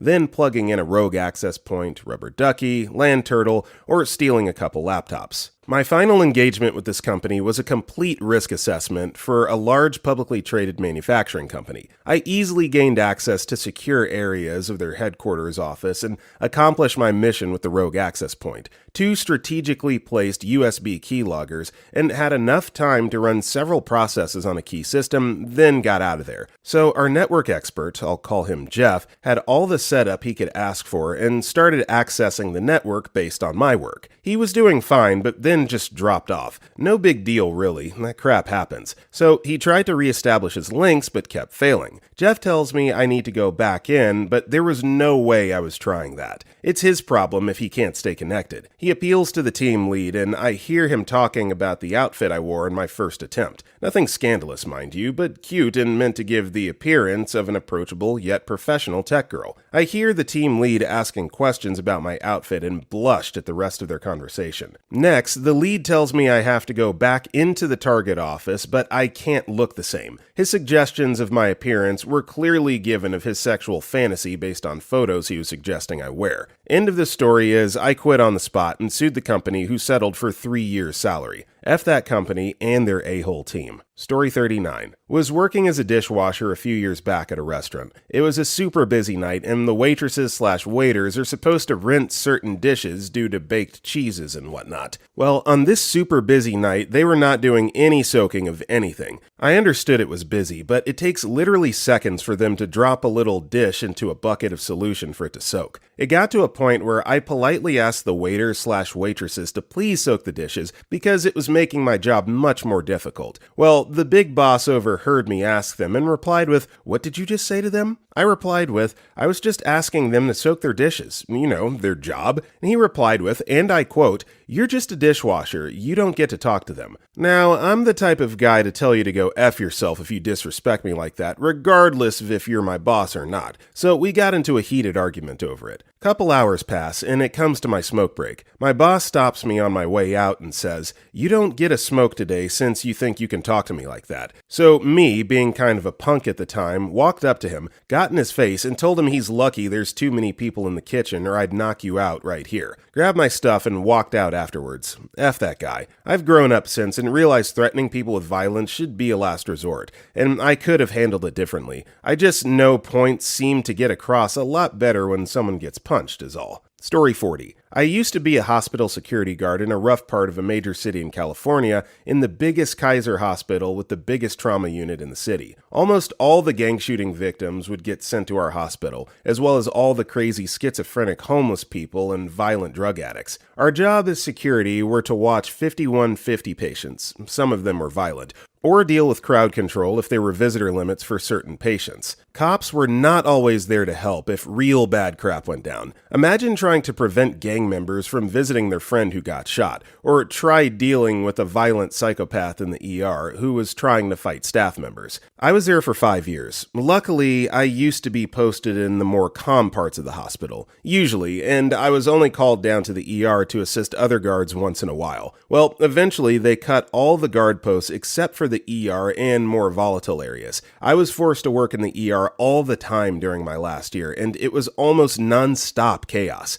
I had to throw people to the ground just about every week and had people yelling in my face every day due to visitor limits. It got so nightmarishly stressful, I ended up quitting with no job lined up. Eventually, I was lucky enough to get another job that was much less life-threatening. So, OP didn't specify here, but I live in California near a Kaiser, and I'm pretty sure it's the same Kaiser that OP's talking about. And let me just confirm on record, it is just as rough as advertised here in this post. It's bad. It's bad down there. Story 41. I worked for a sociopath for 2 years. We were a dog training facility slash daycare. This woman was Brazilian, had no idea about anything relating to dogs, almost killed one of our pets by leaving him in her car for 3 hours in the summer, killed a cat by grooming it, treated us all like crap, took 6 or 7 Hawaiian vacations a year, paid us like crap, and then complained she worked too hard and didn't get paid enough. And once we found an unauthorized shock collar on a dog she boarded at her house. She forgot to take it off him. We threw it in the trash and then lied about knowing where it was. Once she complained to us that her doctor told her to stop eating so much steak. She has steak every meal and it's bad for her. Also, the wooden joists of our facility were collapsing from termite damage. Once they spawned and came up through the tiles in the floor. The roof leaked, water damage was rotting the floors out, everything we used was old or broken. This place was a crap hole. And that's the tip of the iceberg. Her husband kicked a few of our dogs and was fired by his wife. He showed up usually when the very, very young, cute girls were alone and he would hit on them. Both husband and wife were constantly coked up and stoned, even when driving. So this female dog.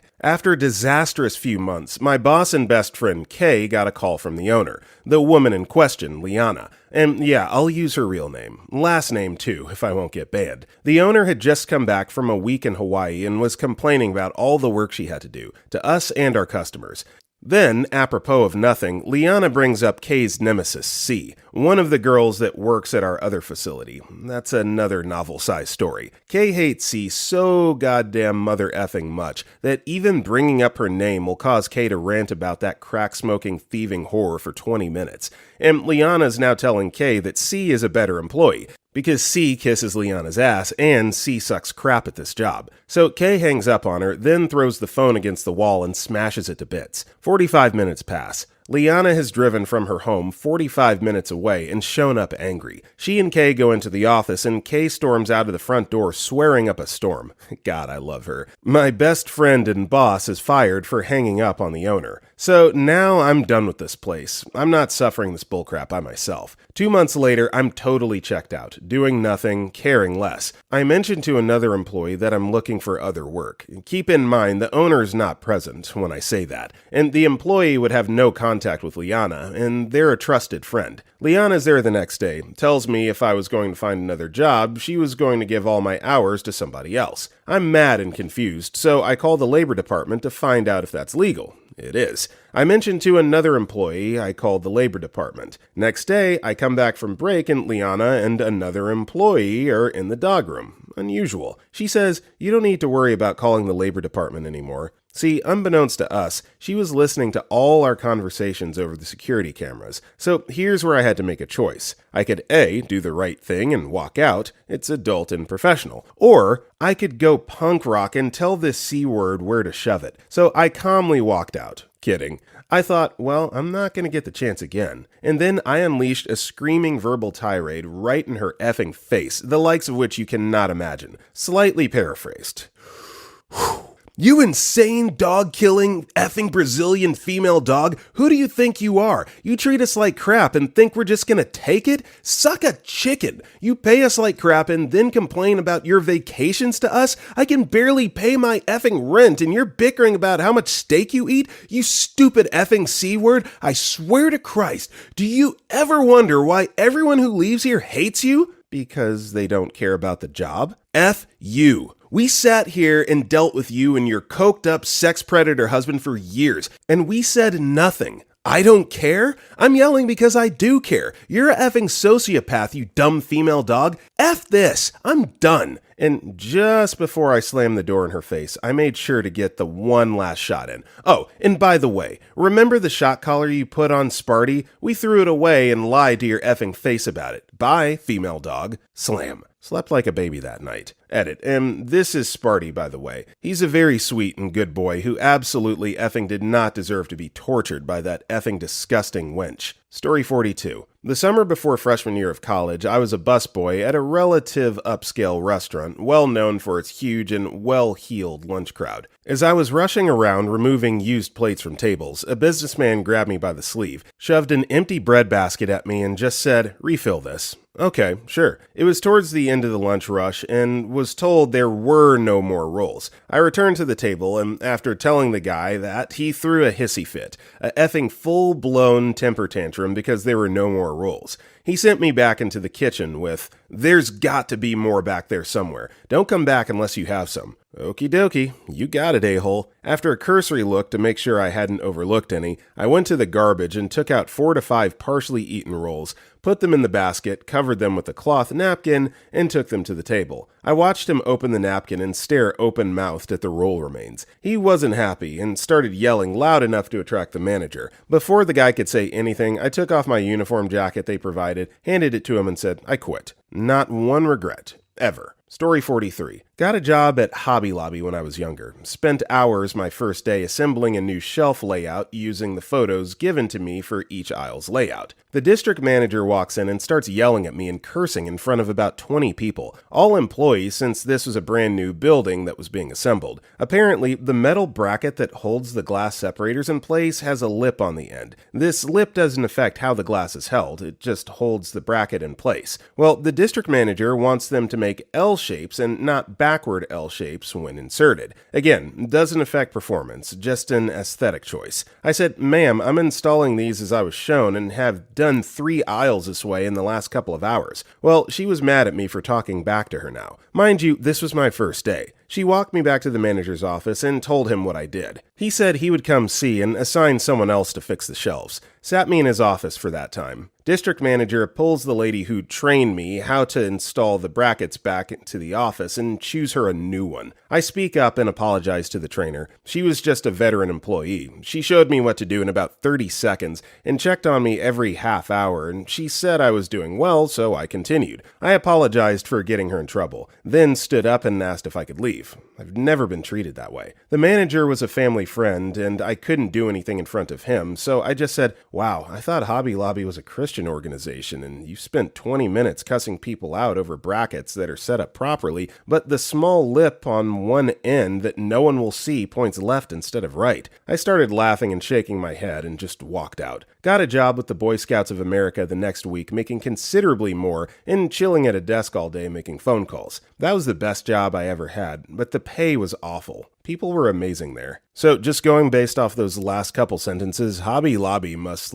just really be railroading their employees. If OP moves to the Boy Scouts of America making, quote, considerably more than Hobby Lobby, but then the next sentence says that the pay is awful. So it's like, what was Hobby Lobby paying you? That's kind of wacky. Story 44. Mine was a little different. I was working for a large Fortune 500 company. The first organization I worked for was bought by this giant. I originally got laid off, then hired back under a new role, with my original start date from the old company. Towards the end, I was nearing 10 years. Stress had built over time, and I had seen the writing on the wall, so I was dishing out my resume. I found the perfect role for me and lined up an interview through an old work friend. I set up the interview with the GM at the new place. Not even an hour later, I received a call from my boss, their boss, and HR all on the phone. They were eliminating my position, but wanted to keep me on and pay me slightly more. My responsibilities would be the same, but I would report to a new boss. The other option was a layoff. Given light of the circumstances, I asked for 24 hours to think about it, which they obliged. Immediately, I rang my friend at the new gig and filled him in on the situation. I asked if he thought I would land the role. He basically said, "It's yours, just go through the process. You know your crap." The following day, I called HR and told them I was going to take the layoff. I heard later through the grapevine that not a single one of my higher-ups thought I would cut and run. Apparently, it shook the foundation a little bit. Know your value, people. My bosses never even followed up with me for an exit interview or similar, just radio silence. The package gave me 9 weeks of severance. I went through the process with the new company and landed the job. I started 5 weeks after my layoff and was raking in 2 checks for a solid month. I was also making far more than the slight pay bump the Fortune 500 organization offered. Honestly, everything just fell right into place. Sometimes the stars just align, you know? Story 45. I'm working at a call center with Spanish for about 2 years, and last summer my manager told me that she was proud of my work and she wanted to promote me by putting me in a new project. My new position became a nightmare. I had a new manager who gave me the manual, full of different cases and new materials, and for 2 weeks, with barely 2 sentences of explanation, I had to start doing the job on my own. I sent wrong mails, messed up a lot of cases, and was treated awful by the manager. When I had a question about my work, because I was still new, he gave me wrong answers and they reduced the reception of my work. At the end, I even lost my bonus. I thought that with time, I will learn what to do. Nope. With the time, he got even worse. He told me that I'm stupid, I can't remember crap, and he was so angry that he started tapping the keyboard of my computer furiously. I wanted to leave my work because I didn't have the nerves.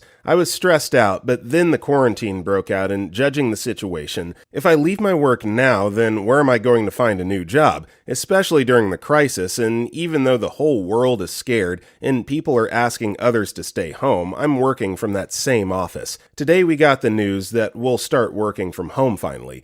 But even today, he was a-holish and dashed out when he saw me. Worst of all, when I got the opportunity to speak with HR, they protected him by saying that he has too much on his shoulders. Story 46. I delivered pizza for Papa John's. I was already nearing the end of my rope with this job since the managers/owners were sexist, racist scumbags. Once while I was doing prep work, the owner told me I should look into being topless house cleaner because they make a lot of money. Oftentimes, I overheard other male employees rating women employees who worked at the business on a hotness scale or commenting on their breasts and appearances. The owners repeatedly used the N-word. While several employees were African American, he just never used the word around them. The owner also made fun of immigrants' first and last names constantly. One day in the winter during a massive blizzard, we were totally behind on deliveries since we always got bombed whenever it snowed. Orders were arriving late and cold, and most of the customers all day were upset and annoyed rather than understanding. I was one of the only 2 drivers working that day, so I had to take 3, 4, or 5 deliveries with me at a time. I climbed through snowbanks and unshoveled sidewalks, then up 3 flights of stairs to deliver 2 pizzas to this elderly woman who was quilting with her elderly friends in a community building. The order total was $24. She handed me a coupon she had for a free pizza and told me she spoke to the manager and said it was fine and she only paid $10 because she had a coupon. I'd never seen the coupon before and wanted to confirm with the manager this was okay, but I had left my phone charging in my car 3 flights of stairs down. Also, I had 3 other deliveries getting cold and didn't really have the time to mess around over a coupon, so I just took the coupon and figured I could sort it out later with the manager. When I was finally getting checked out for the night, I was $14 short because of the coupon. I explained to the manager I made the decision to accept the coupon because of the circumstances, and he told me that the woman never told him about the coupon, nor did he approve her using it. He then informed me that I was going to pay the difference. I said, if you make me pay $14 out of my own money for that woman's pizza after risking my life all day to deliver a pizza in this blizzard for this company, I'm walking out right now and I'm not coming back. He said, that's fine. I filled for unemployment, citing all the sexual harassment and racism I witnessed and experienced,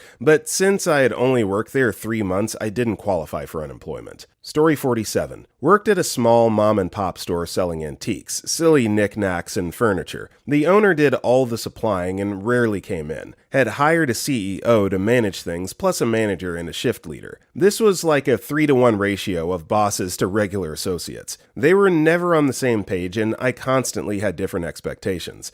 Don't do any tasks except talk to people. Clean the store if you're not busy. One time, I noticed that we ran out of a dress that was selling well, and we had more in the back. I brought out the missing sizes and started steaming them near the front of the store where we were slow, so that I could put them out on the rack. I got in trouble because I should have been doing nothing. Another time I got in trouble for rearranging a few things. The next day, someone had bought the item I moved, after it had sat for weeks being unnoticed. It was my first sales job, so I needed some direction and help on how to best interact with people. I was clear about these needs. I had no resources, and when I asked for information, like facts about the furniture, she told me, I'll get back to you. One day, the owner was there and a bunch of people came in at once. Where's your salesperson? The manager gestured to where I was, and I heard the owner say, no, where's your real salesperson? Instead of helping or saying anything to me, the manager called another employee in. I just walked out. Got a job 4 days later at a company I love with a leader who has clear expectations, listens to my struggles, and offers real solutions. Not everyone has the ability to change jobs, but I hope everyone can find one that treats them well. Story 48. Man, there's so many. Worked at a small Middle Eastern restaurant where I was the only FOH staff during the day shift. Things were usually pretty good. The owners had a smoking hot son who I got on well enough with to date outside the restaurant. I'd been working there for almost a year and started to notice my purse/personal belongings were being moved. I brush it off as maybe someone is just shifting them to grab extra napkins or whatever that was housed beneath the register. Then one day I catch the owner going through my bag. I took out the trash and I guess he expected it to take longer. Quit on the spot and gave him a tongue lashing. Another time, I'm working for a medium-sized furniture manufacturer and we're at a trade show in Chicago. It's just me and my boss/owner. This is her first trade show in 30 years that her husband/co-owner didn't attend,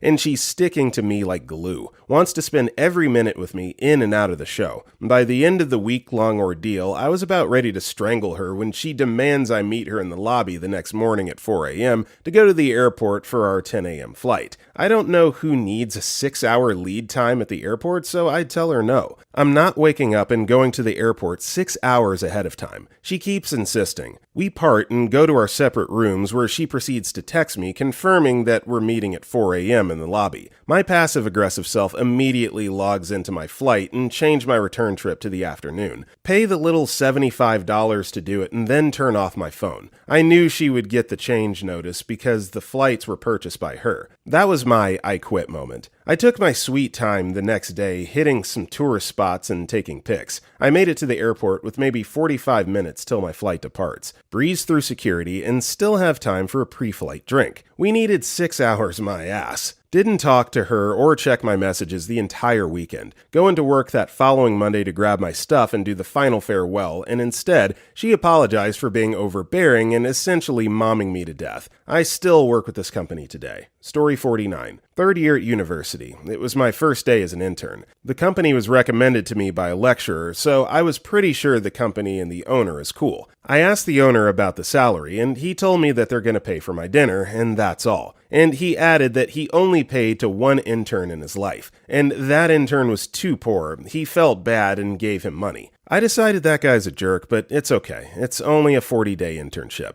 And that day, his sister, she was also working with us, kept talking about how wealthy they are. It's graceless, but still okay. I can stand for 40 days. The second day, I lost my wallet on my way to work and couldn't find it. I had to tell him about it because I was nearly 10 minutes late because of that. So he knew my situation. When the dinner time came, I didn't get my dinner card yet. I was all hungry with no money or cards. His sister asked me if I'm going to go eat with them, and I told them I lost my wallet. One more time, so I don't have money. She said that so they're leaving, and they left, leaving me in the office hungry. I still feel upset when I remember that day. It was only my second day with my dream job, and they crashed it so hard. End of the working day, I left the office and blocked all of their numbers. Never turned back again without saying anything. I was so hungry. Eating the rich would be so much better, lol. Story 50. I was a seasonal worker at JCPenney. I was a stocker. One day, the store manager asked me after our morning huddle if I would go up to the stockroom, second floor, and organize the racks. I said sure, and went to grab a walkie-talkie, and she said not to worry about that. Just stay up there and do that and take breaks as needed. So off I went to organize. I put some music on my phone and organized the crap out of those racks. You couldn't even walk up there before, and now there were rows and the different rack types organized in their own space. It took me about 5 hours, and I never took a break. After I was done, I grabbed some chips and a drink and went to the break room. One of the sectional managers walked in and said, "Oh crap, bro, you're in trouble." I asked her why, and she said that the store manager had been looking for me for hours. So I ran back to the stockroom as her and the HR manager were coming out. She was red in the face and asked me where I had been and why I didn't have a walkie. They had been calling me for like 2 hours. I told her I did exactly what she told me to do and it was done, so I took a 5-minute break, and that she told me this morning I didn't need one today. She looked me dead in the eyes and said, "I never told you to do that." She took me in her office and explained that people wanted hours, but she was giving them to me, and that if I can't do my job,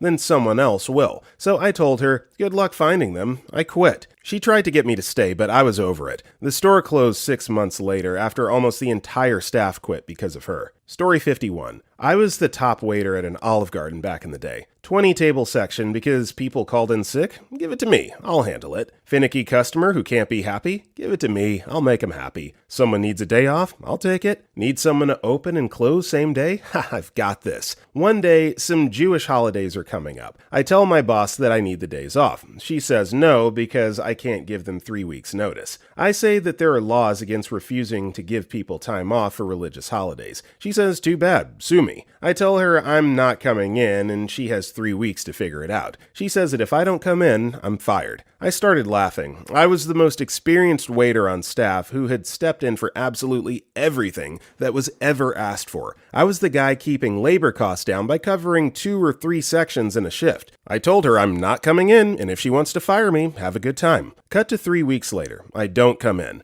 I'm getting ready to go to my parents' synagogue for services when my phone rings. Why aren't I there? I remind her of our conversation 3 weeks earlier. She says that if I'm not there in half an hour, I'm fired. So I told her to F herself and hang up. I was never officially fired. I just never went back. Less than a week later, I had my next job lined up. A month later, that Olive Garden shut down. A few weeks later, someone came into the new restaurant I was working at and recognized me. They asked to be in my section. Then they told me that the place fell apart after I left. The other waiters sucked, management didn't care, they aren't going back and were happy to find me. A few months after that, the Olive Garden was boarded up in the middle of the night. Story 52. I was hired to manage a team of designers as a creative director at an ad agency back in the mid-80s. The people that were there already were hired to replace the art department that walked out en masse. Red flag there. None of them had any working experience, so I was hired to manage them, write copy, organize the debt and workflow, figure out production budgets, etc. Big job, but I was happy to get it. I'd been underemployed for about 4 months. Things were doing okay for a while, but then the owner got crazy. Drinking at lunch, drinking in the office, etc. I came up with an ad campaign that the client loved and supposedly the boss loved. We shot the expensive photos, he had the films done, had all the work completed and ready to be signed off and go into the magazines via FedEx that Friday evening around 6 p.m. Key. All I needed was the boss's sign-off. I brought the previously approved, by him and the client, ads into his office and he throws a fit. Says they're terrible and that I need to redo them entirely. I told them the deadline is that next Monday at all 5 of the magazines and that it would be impossible to get client approval on the ads and have new shots made and the films completed by that time. Too bad, you better figure out how to do it or you're fired. I went back to my desk, stood there for about a minute trying to figure out how insane he was, but then gathered up my stuff and walked to the back door. I shouted towards his office, "I quit! Bye!" and then left. I landed a good design job about 3 weeks later, so F that guy. His firm ended up going under about 2 years later. His reputation preceded him and nobody would work there. Story 53. Was the assistant to one of our in-home sales guys. My job involved scheduling appointments, doing the administrative stuff around his sales, and making sure the product he sold was gathered together for the delivery guy to take out to the job site. Typically, I would get everything gathered together 2 days in advance of the delivery, so I would know if a substitution needed to be made. I came in one morning and someone had rearranged the delivery schedule and not told me, so the delivery guy was pissed that the materials he was supposed to deliver that morning weren't ready to go. He laid into me, called me all sorts of names, just going on and on about how I was worthless, and he didn't know how I got my job, etc. Bear in mind, this was the only time I did not have a delivery ready to go for this prima donna. His tirade went on long enough that I remember just zoning out after a while, and I got really numb thinking to myself, this is utter bullcrap, and I don't deserve to be talked to like this. I just walked away from him, grabbed my purse, and headed to the GM's office. I walked into her office, shut the door behind me, and said, "I quit. I can't do this anymore," and detailed exactly what had happened. By this point, the numbness had worn off, and I had started to shake and cry because I was so angry. She listened, gave me a hug, and said, "Why don't you take a couple days off, and I'll see what I can do." I took 3 days off, came back, she offered me a job in a different department where my interactions with deliveries were minimal, and the delivery guy was nice as pie to me until he left the company. Story 54. I worked at a plasma donation coordination job as a phlebotomist for 2 years that constantly told us that we should be grateful to work for them because they pay better than other places. It was a decent pay, but anyone with a brain knows a hospital would be so much better to work in and get paid much better. They always constantly made us feel like we were never enough, and they allowed an employee who'd been there for years to spread rumors. Sometimes it got so bad that workers formed cliques and would talk crap about other employees in front of patients. I got a great job offer after busting my ass for a new license to work as a medical biller and coder. The place was closer to my home, offered amazing benefits, and had a very positive atmosphere. I gave my 2 weeks, and my bosses were surprised that I'd be the one leaving. Everyone else who's either quit or stayed often had no choice or were in bad shape with the boss. But I was just an average employee, and from what my friends and family told me, I'd look like a complete pushover despite having very strong opinions and strict followings of rules. I tried my best to keep it to myself that I was leaving, but on a really busy Friday night, we were swamped and I was the only veteran phleb aside from one who was forced to stay, although he was the morning shift. So he and I, with a bunch of newbies, were suddenly stuck with a rush of donors. The night manager messed up the schedule again, and has been for so long despite many of us saying to just pass it to our lead to set things up. The night manager of the floor wanted to always make sure I never did the fixing when someone messed up, despite all the other veteran phlebs saying I have things handled and can do the job just fine, even have recommended me to become a trainer. She would refuse and say I lacked confidence, yet she always chips away employees' confidence by badmouthing them. She always does this to certain phlebs that apparently she just personally didn't like. However, most of the veteran phlebs hated her. We were mad her cousin had to be switched out of the company because they both can't be there, and the bosses made a bad call and took her cousin out and kept her there. Her cousin, despite being our best phlebotomist with 10 years of experience, was also the best trainer, and anyone she trained would become immediately dependable. The night manager, however, was the opposite. She was spiteful and quick to get mad that you couldn't get something in less than a second. Many of us resented her for it, since she never had an issue throwing her power around and belittling others in front of people. A situation happened where someone with thin veins was having trouble donating. Everyone else was busy fixing their own errors or taking down patients that were finished. So I stepped in. I tried my best, did the routine procedure, but unfortunately her veins were just too thin even on the other arm. So I made the call to return her blood back, give her some electrolytes, and told her to take it easy for a few weeks. I made sure the girl didn't have to lose blood, but it was clear she couldn't continue. The loss, however, for the company doesn't always see it that way. When word got back to her of what happened, because it had to be reported, always, even if it's a success, she comes up to me and belittles in front of everyone, saying I should have let someone else do it if I couldn't fix it. I told her that the only other person who could do it was busy fixing another patient, and we were both working simultaneously. She still went on, saying I don't have the skills compared to another phlebotomist, and told me to just call only him. The poor guy was so overlooked, since he wasn't even supposed to be in the afternoon shift. He was a morning shift that was forced to stay longer because she was the one who messed up the schedule. I had enough. I finished my work, made sure to clean everything down since I was always the last to leave. I volunteer anyway since no one ever wanted to restock the supplies either. I saw another on-call manager, she works the front with the other nurses, and told her what happened. That I had enough and refused to be talked to that way. I told her I quit and I left and never looked back. It felt good, but clearly the nurse manager told her, and I got a message saying the usual, "We're sorry to see you go, we thank you for your work," basically normal company send-off. I just ignored it. Since I left, I felt a huge relief off my shoulders.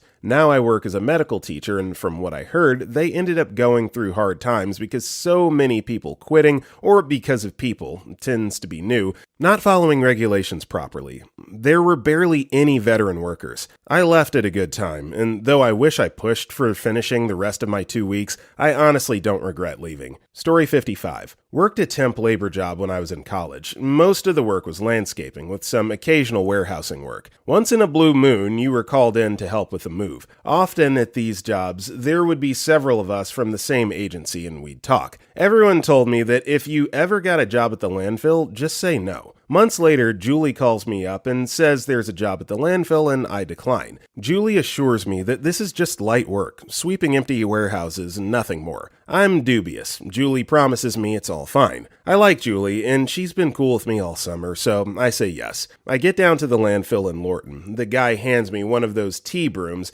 that has like a 3-foot brush at the end and sets me to sweep a warehouse. After that, a second warehouse. Thanks, Julie. Guess the advice I got was unwarranted. Lunch comes and goes, and then the boss man comes and sets me a new task. I'm taken to a room where there are tons of conveyor belts that are ferrying, as best as I can describe it, trash sludge. It's a semi-solid liquid trash that smells like a restaurant trash bin in summer. This sludge, being soupy, drips off the side and, like concrete, sets and solidifies. There were several conveyor belts where the metal rollers were stuck because this solidified trash was gummed up and dried. The dude gives me an ice pick kind of tool and tells me to get to it. The temp agency had one rule they harped on all the time. No matter how bad a job is, just finish the day out, and you don't ever have to go back. But a walkout is a huge issue for them, as they need to provide reliable labor services. I sat in that effing room picking at this solidified trash cement, gumming up the machinery for 4 hours.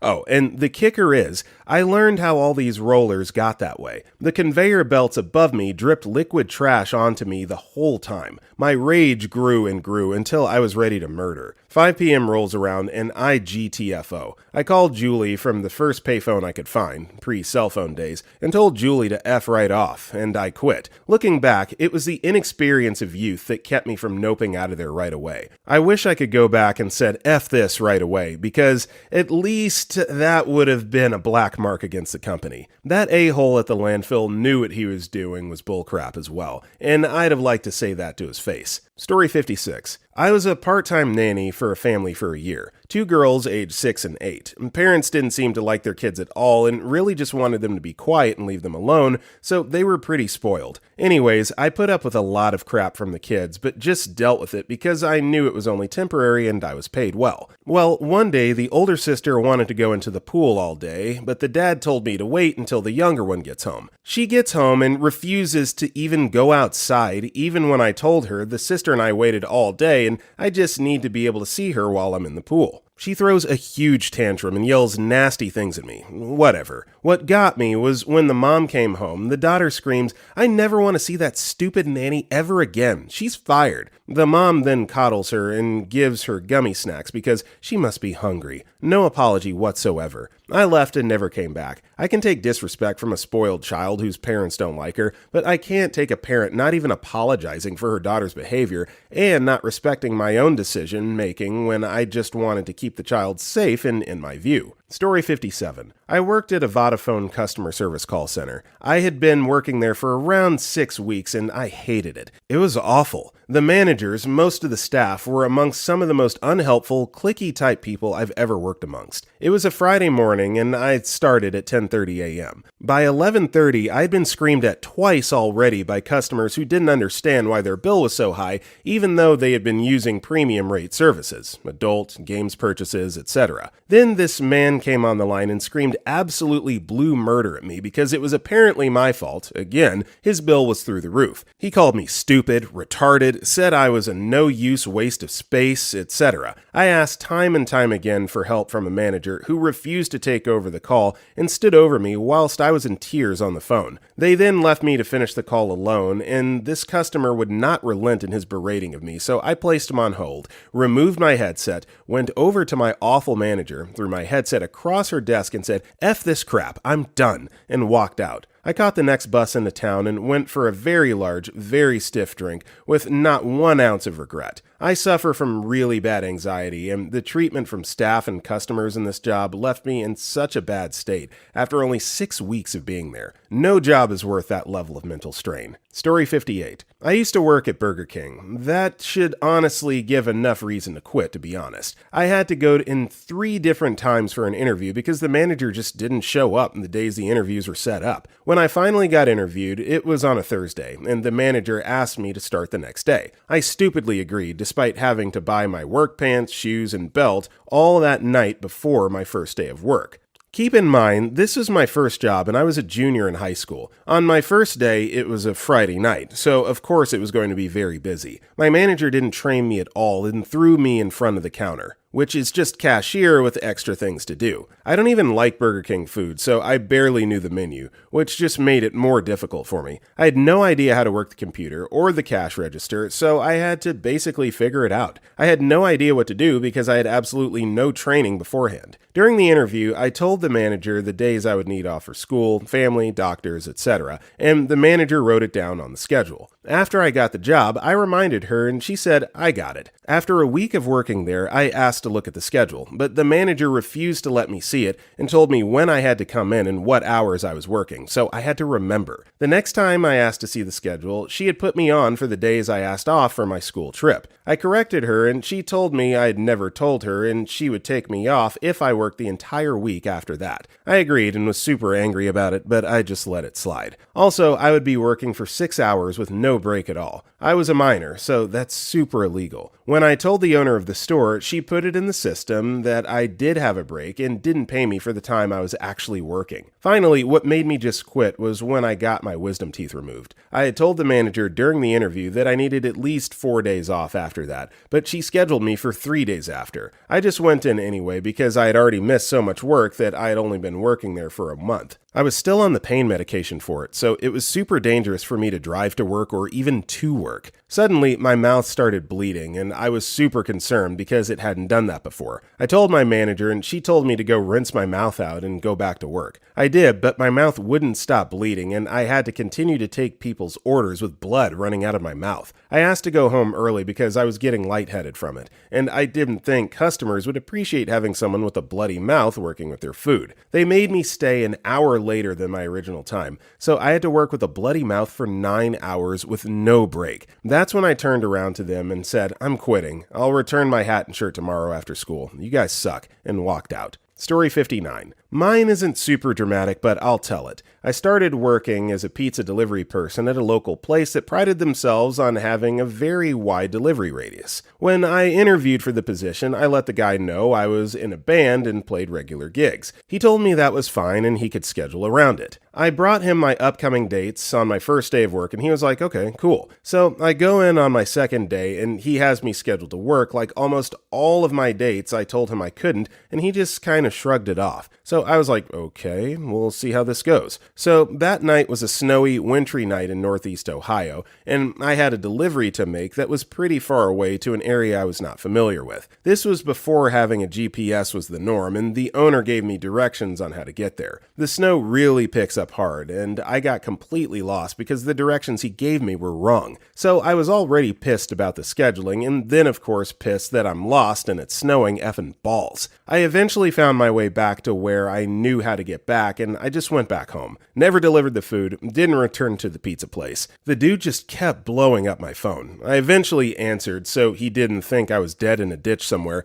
and just told him this isn't going to work out. I proceeded to enjoy the food that I never delivered. Story 60. I've only quit on the spot one time. In my early 20s, I was a delivery driver in a college town. Lots of drunk money. Loved driving and the job for the most part. My boyfriend at the time worked there as well and had for many years. He was basically family with the manager, although he was a crap person. Well, they both were, but that's a different story. My then BF was having some health issues. He would get pain so bad he would vomit. We went to the ER a few times, but we were just told it was the stomach flu and sent home. Finally, they did an ultrasound and found his gallbladder was extremely infected and necrotic. They rushed him into emergency surgery that night. It's supposed to be a simple laparoscopic surgery, but he had several complications. At one point, his sutures tore while he was sleeping, and he lost a lot of blood. He was in the hospital for about a week before he was released. The nurse administered the wrong anti-nausea meds, and he ended up having a seizure shortly after returning home and was back in the ER. The day I finally brought him home, he could hardly get up to go to the bathroom by himself. I asked the manager for the night off as he had just hired a few more people, so he has coverage,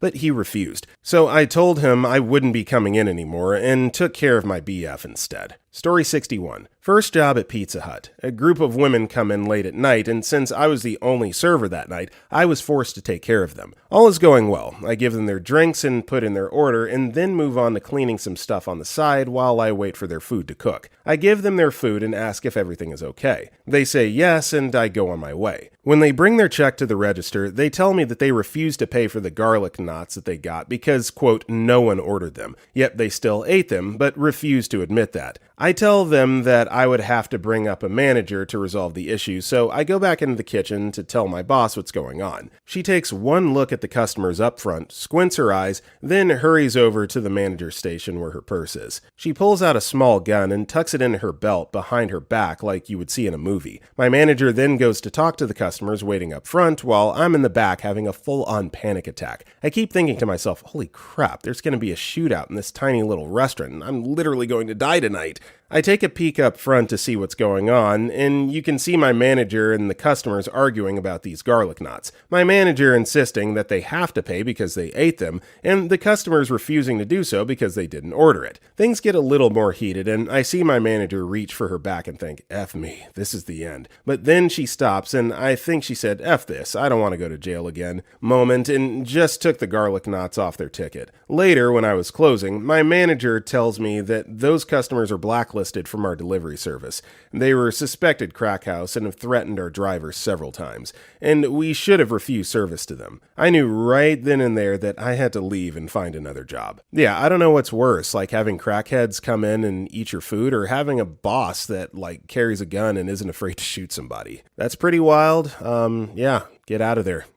Story 62. At my last job, I was working for a company with an office in the US, but whose corporate headquarters and owners were in a European country. For a while, things were going really well, and I was working with my manager to develop the skills necessary to take over her role as engineering manager of our team for about a year. Then, due to backroom politics, the VP of our department changed. The previous VP was a member of our office and knew and acknowledged that our team understood the strengths and limitations of the project we were building, and largely allowed us to continue self-directed, with fairly strong usage growth as a result. The new VP, who was based overseas and visited our office about once every 3 months, was convinced that we were all being lazy and/or disrespectful, and immediately came in and tried to change the strategic direction of our product, with absolutely no attempt to get any understanding of what we had done or had in progress. This was followed up by demanding that we follow her new vision exactly, despite not being technically feasible and even double the timeline she was asking for. Because we wouldn't commit to these dates, she fired my boss's boss and my boss, and then tried to manage a team of software engineers from overseas without ever actually speaking to anyone. I stepped in and did my best to try and actually run the team to keep the other engineers from feeling as much of an impact from all the disorganization that this caused, and likely kept at least 2 of the other engineers from quitting by doing so. When the time for annual reviews came around, I included this in my self-evaluation and asked to be promoted to the role that I'd been doing for the past 4 months. In response, she looked straight at me and told me, quote, "That is not your job. Please stop overstepping your boundaries. I've noted this distraction from your job, though, and will be providing the minimum merit-based increase that I'm able without citing you for performance issues." My wife, a local pastry chef, baked me cupcakes for the next day for my team, which said I quit on top. The entire division was shuttered less than 6 months later, after half of the engineers left and they managed to not land a single new client for the product. I now work at a company managing 2 teams and could not be happier. Story 63. I'm a Photoshop teacher and doing it myself for more than a decade now. Once I went to a seminar of a friend for web designing and saw a student struggling with a tool for 5 to 6 minutes and was doing a very logical mistake, which was eventually giving her not desired results. So I got up and offered her some basic help. And after a while, there was this boy who was trying to get extra smart and trying to get in between our lesson and trying to become a pro. When I asked him why he's giving her a complicated theory of that specific tool, he answered me that, "F off, I've been trained by the best person in town." I asked him who he was. He took the name of one of my very honest and kind students. I stayed calm and asked him to call his best teacher. So he did. I asked him to make it loudspeaker, and by that point, almost 20 to 30 people were watching this drama. So when he picked up the phone, I said, "Hi, Mr. X." He suddenly recognized my voice and said, "Ah, good evening, Mr. My Name. That wannabe pro boy's face was full red, and after he was thanking for all I did for him on the call on loudspeaker. The boy was red as anything and left the seminar, so technically it's his story, lol. Story 64. I worked at Barnes & Noble years ago as a part-time gig. Thought it would be the best job ever as I'm a big reader. False. They were obsessed with us upselling and selling memberships, which I personally felt was a ripoff. Nor am I a natural salesperson. I just wasn't the best fit looking back. But I did my best and followed all their damn rules. After about 3 months of working there, my manager sat down with me for a performance review and told me, bluntly, that I wasn't friendly enough with the customers. A damned of a lie. I just felt the memberships were a ripoff, like I mentioned, and that I needed to work on my sales numbers. Keep in mind, I was making minimum wage here. Around that time, my other manager became really standoffish towards me and others who were experiencing the same treatment. She started pinching us on our required breaks, yelling at us in front of customers, etc. I started looking for other work, found a temp job and got hired. Called being in about 45 minutes before my shift started one day and said I wouldn't be in. Actually, I wouldn't be in ever again because I'd found a better job. Peace. Hung up. Felt bad because I know it inconvenienced my coworkers. That was the only reason. F them. They sucked. Story 65. I worked a minimum wage part-time job where the manager expected every employee to show up 15 minutes early and wait in the back room until it was 3 minutes to clock in. I hated this request. I lived less than a mile away and I could just wait at home. I frequently arrived 5 to clock in and I would get rolling eyes and SMH. Once in a while, I would cut it close and arrive 1 to 3 minutes before clock-in time. Needless to say, my manager developed a dislike for me. Eventually, about 5 months into the job, I arrived running and clocked in right on the dot, to which my manager was visibly frustrated that he couldn't say, "I told you so." Unfortunately, the next day, I arrived with my usual 30 minutes before time to the store and realized I left my name tag in the car. Told my boss about it and turned around. I came back and clocked in 1 minute past the time he was already writing me up. I was frustrated and asked him why he would write me up over 1 minute, and he replied that I always do this, even though there were electronic time cards to prove this was the first time. I told him it was obvious he was looking for ways to fire me, and I quit. I have the hardest time working for someone that disregards perfectly adequate job performance over fine-combed details like this. Every time you fire someone perfectly adequate, you're taking a gamble with the replacement new hire. Story 66. I worked in healthcare. I was also a full-time student. It was brutal doing 16 units per semester and working 36 hours a week on night shift, 7 p.m. to 7 a.m. I was juggling between a day life and night life, and it was horrible. I did this for 2 years. Fortunately, during this time period, I didn't need the money badly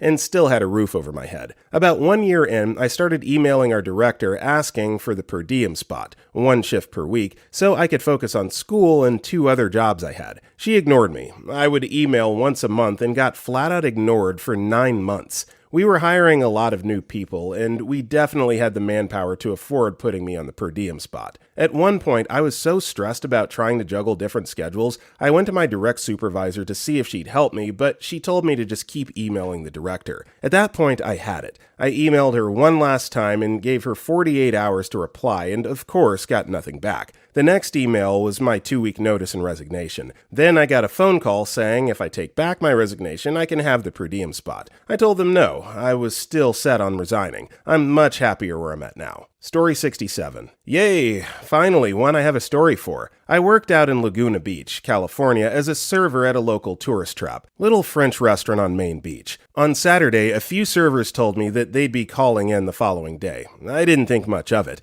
In fact, I encouraged it because the place was ran by a terrible manager. Sure enough, Sunday comes along for dinner time and those servers called out, but also our bartender, shift manager, and another server decided to leave early as the daytime was slow. I slightly pleaded to stay a little longer, but it did nothing to convince them. Sure enough, dinner time rush comes along and it's only me and one other server trying to take care of a 40-plus table place. Halfway through making cocktails, getting orders and drinks, I realize I'm not making it to tables in proper timing. I went upstairs and noticed 2 of our 3 owners enjoying tea and desserts with other local business owners. I politely called one down and asked if maybe she could help me with at least getting drink orders for the remaining 10-plus tables I hadn't talked to. Just want to add that we didn't have food runners, so we were expected to greet, take drink orders, make the drinks, deliver the food, and check in on tables. As I asked for her help, she told me that it was my job as a server to do all those things. I responded a little angrily that while I understand that, her name, along with her brother and sister's names, were the ones on the title of this place, and that she should care about her guest's experience. She responded with, "Please be quiet. I don't want you disturbing our guests." I asked, "Are you really serious? You won't help me?" She reiterated that this is my job to deal with. They had both helped out during slower times, so I was taken aback. I told her, "You know what? F this." Loudly, I may add, and walked to the back to clock out. Once I walked back out to the floor, I handed her my server book and told her there were about 7+ tables that I've yet to talk to and another 5 that have yet to receive their drinks. Good luck, and walked out on her. While I feel bad that I left the responsibility on my other server, I knew I couldn't deal with my owner's bullcrap anymore. Story 68. Not a very interesting O2 story, but I had just moved to a new country with my fiance. We had very little savings and the job market was a female dog. Took me nearly 2 months to land this very demanding conveyor belt sushi restaurant that just opened as a chef, 30 minutes from our first apartment. My station was so small that I had to T-Rex all the orders and had approximately 200 seconds to complete 24 sushi dishes and repeatedly restock side dishes. I was scheduled to work 6 days a week from 5 p.m. to 2 a.m., but sometimes they wanted me in at 8 a.m. to 5 p.m. the next day and made me feel like crap when I said no or asked for one more day off. This eventually made my already delicate mental health shatter even more. They were very strict about bathroom breaks and talking. Anytime I or someone else attempted to talk with a coworker, we were reprimanded. Keep in mind that none of us were culinary virgins. We all had at least 3 prior restaurant experiences, as that was a requirement for employment. What pushed me over the edge was one night a manager in training yelled at me for my incompetence in front of everyone, including customers, and even disclosed my major depression during a rant. I handed her my apron and left in tears and was deemed unfit for employment by my therapist for 3 months. Story 69. I have 2. First one. Worked for a large grocer. My first job in Nashville, Tennessee in the 80s. I was still in high school, pulled a 16-hour shift. Boss asked me to make sure I do this one thing before I leave. I was doing a different job that day because of staff shortage, and was asked to help in another department that day as well. One of my coworkers came in and I asked him if he could perform this one thing for me since I was already in 14 hours and was ready to leave. Coworker assured me it would get done. I clocked out at 11 p.m. At 5 a.m. my phone rings. Now, this is before mobile phones, and we didn't have a cordless phone, and I was living at home with my parents, as I was probably 17 at the time. Angry manager on the phone begins to berate me over not doing the one thing. I was scheduled to be back in the store at 9 a.m. and was the only person scheduled for that Sunday. Before I could defend my position, he hung up on me. I called him back and let him know I wouldn't be in for my shift today or any others ever. He called me back 7 times, pleading with my parents to get me on the phone, and I refused each time and told them not to answer his calls any longer. Never went back. Second, I was a salesperson for an audio-video store, early 90s, commission only in Raleigh, North Carolina. Fellow coworker, also commission only, walks up the steps with a bundle of acoustic roof tiles. Manager tells me to get a ladder and bring it up and start replacing stained tiles while we were slow. I dressed up more than normal that day and had a tie on and a jacket. I told him that wasn't happening. I'm a commission salesperson, would gladly help free of charge after work if I could change prior to doing said work. He called me into his office and yells at me. I can go to Circuit City, the only really large consumer electronics retailer at the time, and hire 3 sales monkeys just like you today. Now, this is the early 90s, and I'm a white dude, but I told him to go for it and got my things and calmly walked out. His manager called me asking for me to come back, and I said not till the offending manager is gone. They fired him 3 months later for a similar run-in with the salesperson and called me to return. I did. I had won several sales competitions to include a trip to the Bahamas, so they were very happy with my performance, other than doing building maintenance unpaid. Story 70. I worked at a condominium complex over 2 summers when I was an undergrad. The job was tedious and kind of boring, but it paid well for what it was, and it was easy for me to get time off. Didn't love it, and my boss was kind of crazy, but I wasn't of the mind to find other summer work. The first summer, I was never late, never called out of work. During the second summer, 2 things happened. First, I got in a car accident, not my fault, on the way to work. I called my boss and told her I was going to be late. She said not to come in and to get checked at the hospital. All well and good. I didn't go in that day. 2 weeks later, I got stupid sick, like acute flu symptoms that lasted for 2 days. Fever reached 102, all that.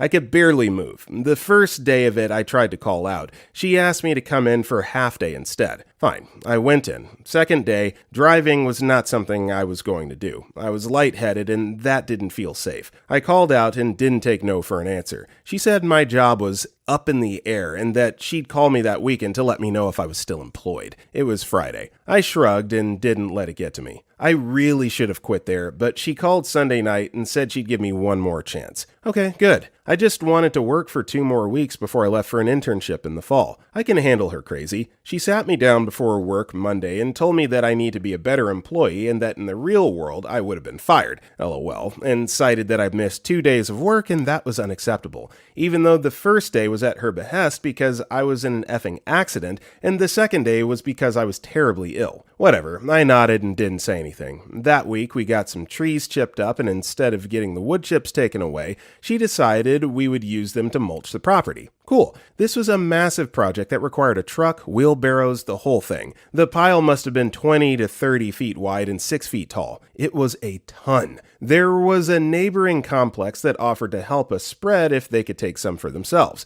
We agreed and their workers came to help. We were using my property's tools and I had to leave an hour early that day. So I did, told her I was leaving, and she told me to have a good afternoon. The next day I come back and she's furious. Apparently the guys from the other property didn't put our tools away. This was apparently my fault, even though I left before they were done spreading our mulch and there were other people from our property who were helping that could have put them away. She ripped me a new one and told me that it was now my responsibility to spread the entire wood chip pile by myself. Remember, this thing was a huge multi-day project for a team of people, and she told me all I got to use was a shovel and a wheelbarrow. She said she needed to, quote, teach me a lesson. I sighed, figured she'd only have me do this for the morning and then lecture me before lunch and then let it go. I did it for 4 hours. Look, I wanted the money, and then asked her before I went on lunch if she was serious about me doing that by myself. She said she was and went into it again about how I needed to learn responsibility and all that. I was done. I took my work keys, put them in front of her, told her, nope, I quit, you're being ridiculous, and walked out. The best part is she called my parents afterward, she was a family friend,